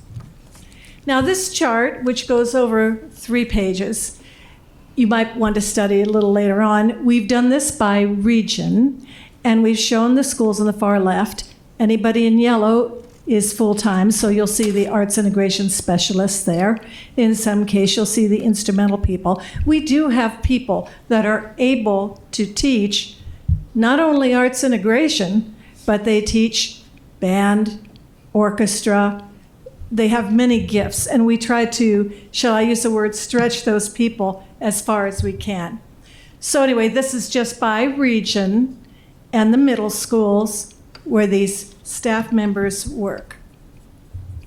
Here is an example of 2 itinerant teachers' assignments and their frequency.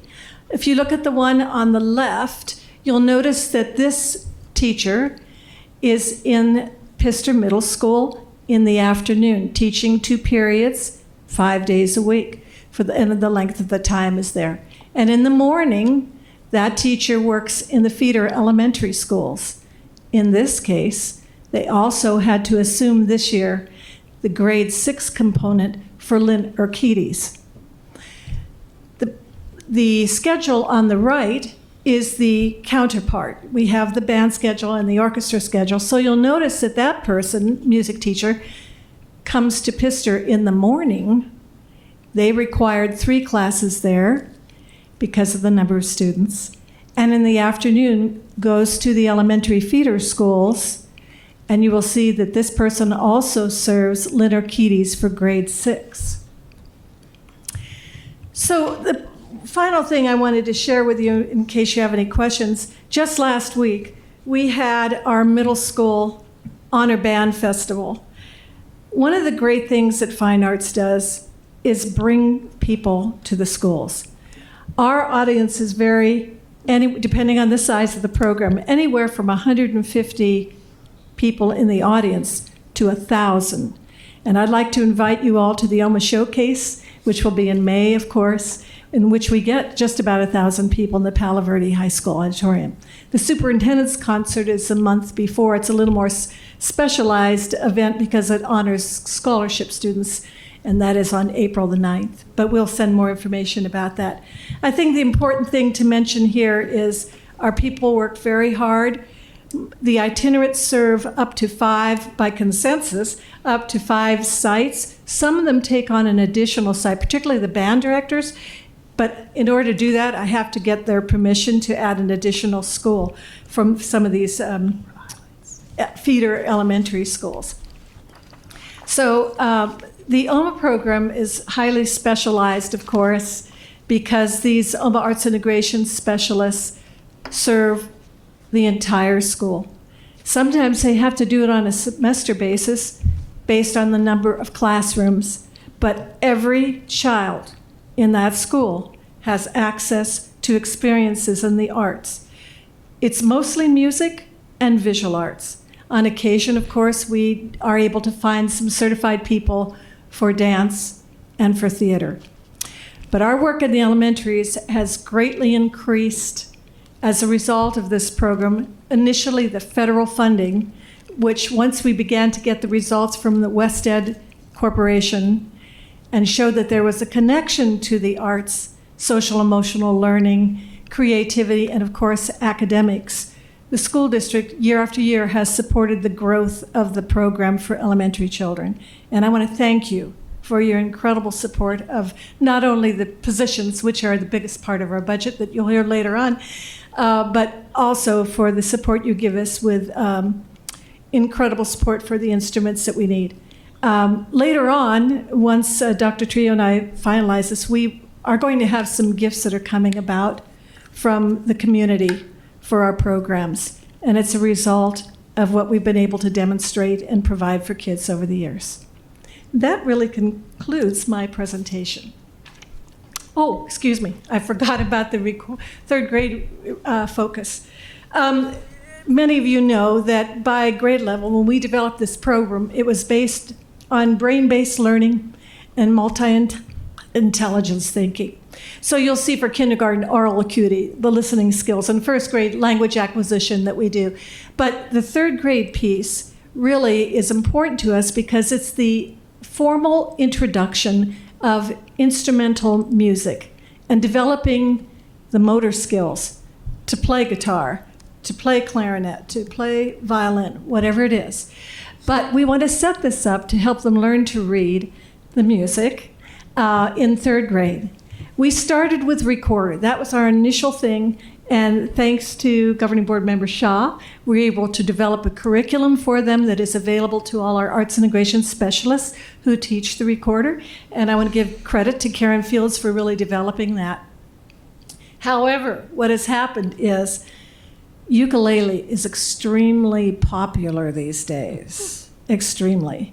So some of the teacher asks us, could we possibly do a semester of recorder, a semester of ukulele, and based on their strengths, many of them are more comfortable with the guitar, so ukulele is easy. Others are more comfortable with the wind instruments, so they do recorder. We do have some people that are experimenting with the small keyboards for piano, which is immensely popular too. But so our whole motivation here is introducing the instruments, the motor skills, and learning to decode the musical notation. And that's the end of my presentation. I didn't know if you had any questions, but thank you for the time. Are there any questions? Yes, Ms. Shaw. Thank you for the presentation and for your support of the arts over the years. I appreciate you coming back with this presentation with more information. And yeah, we still have a long way to go, but it's great to see this chart that, there is a lot of coverage. There's still, some holes here and there, some schools getting music only, some schools just having visual arts. But yeah, I hope that we can fill in the gaps, over the next few years so that each school has at least music and visual arts. I would love that too. What we could do, Ms. Shaw, although it would be pretty hard to pull them out, but we could rotate these people by semester or by year so that they'd have a semester of music and a semester of visual arts. That's tough to move people around like that, but it's something else we could consider. Okay. Well, I'm interested in exploring that if possible, and hopefully we could partner up with other entities just to boost everything. Okay. Thank you.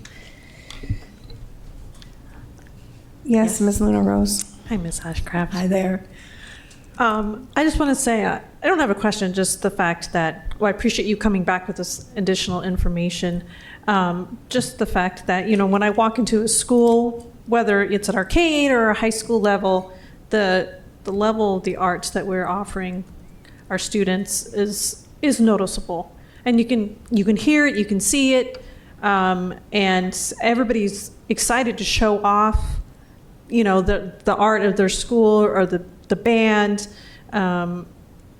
It's encouraging, and I know that on being the liaison for the Budget Advisory Committee, one of their focuses was more fine arts. And so I really appreciate the work that you're doing, and I think it's just one of the many things TUSD can hang its hat on. So absolutely. May I share with you a quick experience from Doolin Middle School that I had yesterday? I was there observing the OMA-like teacher who also teaches choir and general music. And she had a class of 22 students. Most of them did not speak English. And the children were lined up in 2 rows. She was like where I am. The kids were here. And these were 6th, 7th, and 8th graders. It was a mixed class. And then across the back were 6 exceptional ed boys. And she was teaching them all to play the ukulele. And these kids ate it up. There was absolute silence until she told them to pick up their ukuleles and get in the position and play a couple chords. It was so moving to me. It's almost, it's an emotional thing when you see that kind of impact. And one young man was sitting next to me who the teacher later told me was a troublemaker in other classes. But he was so into playing the ukulele. And I asked him where he went to school, and he said, I tried the trumpet when I was at Blenman. It didn't work very well. But here he was playing the ukulele. He said, I think I might think about that for high school, taking guitar or something. So, it was a real lifeline for him, and we see that in so many children. So thank you for believing in the arts. Appreciate it. I just had a couple of comments and questions.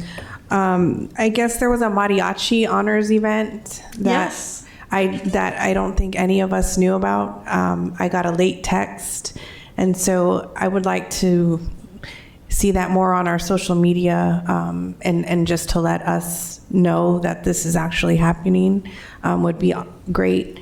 And then I also visited Johnson K3. And I'm not sure if they have recorders or ukuleles or keyboards. We have a visual artist there for those kids. Oh. So she works, Amy Tara is her name. Or Tara Amy. I got her name. Tara Amy. Yes. And she is there teaching visual arts. So then that third grade would not receive any? Not at this time. Now, I do have, in the case of Hudlow Elementary, that visual arts teacher is picking up recorder in third grade. Okay. But the problem with this young woman who's there is that she is also at another school, Maldonado. Okay. So then not all third grades have, they're the only ones that don't have? I believe that is correct. And we do need to correct that somehow. Maybe I could get a band and orchestra teacher to come and do that for us. I don't know what the solution is, but like Ms. Shaw said, there are a lot of, holes and gaps, and hopefully someday maybe we'll win the lottery. But I do appreciate this, and it's very useful, and thank you for coming back and providing this information. Thank you. Madam President. Yes, Ms. Shaw. Thank you. And thanks for bringing up the third grade thing, because I think, during the COVID times, that was one of the huge things that we were able to do, is make sure every third grade had that. But, now that that's gone, it's good to keep a close eye, because, without that third grade opportunity, like how well are they going to do moving forward into middle school? We want to prepare them so that they'll be confident in their skills and be up to par with all the other students. And I do, I know we spoke about this last year sometime, about how great it is to have fine arts students present at the board meeting. I would love to have that every time. I don't know if my other colleagues would enjoy that, but please do invite that Doolin class to present here, because I would love to hear them. We have 4 different schools that would like to present, and one of them is a special ed class where we're doing research with OMA and special ed students and the University of Arizona. We just have those results, so we'd love to. Thank you. Thank you. Thank you. Next is future meeting dates and agenda items. Dr. Trujillo?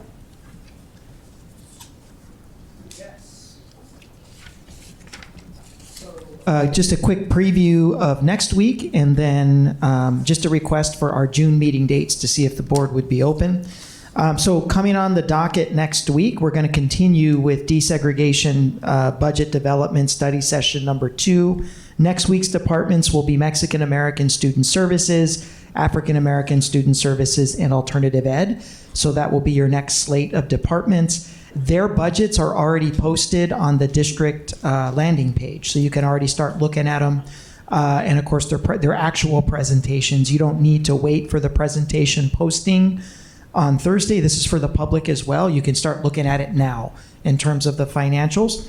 We'll also have our first maintenance and operations budget study session for fiscal year 26, which will include projections for our revenue and our ongoing expenditures for 26 through 29 fiscal years, and then also a cost analysis for the Budget Advisory Committee recommendations that they made to the governing board. We'll also have the presentation of the annual comprehensive financial report for fiscal year 25 that will be presented to the governing board. And then lastly, we will have our one last item to highlight. We will have our approval of certificated teacher contracts for the 25-26 school year. We have 2 job fairs set up. The first one is this coming Saturday, March 1st. We have another one in April. So we certainly want to make sure that we get the contracts out so we find out about retirements and resignations as quickly as possible. Moving to June meeting dates, I'd like to ask the board if it would be open to moving the June 24th meeting to June 17th. That would allow for more public notice time between the board's proposed budget and its adopted coming up in July. It will also help us with staff travel to make sure that we're getting that June meeting in a little earlier than the 24th. That would put your June lineup June 10th and June 17th if the board was open to that, both still occurring on Tuesdays. I'll be out of the country both the 17th and the 24th, so for me it doesn't matter. I'm not going to be able to make the meeting regardless. Okay. Everyone else, is that okay with you? Okay. Okay, thank you. We'll make the adjustment. If there's no further discussion, this meeting stands adjourned. Thank you.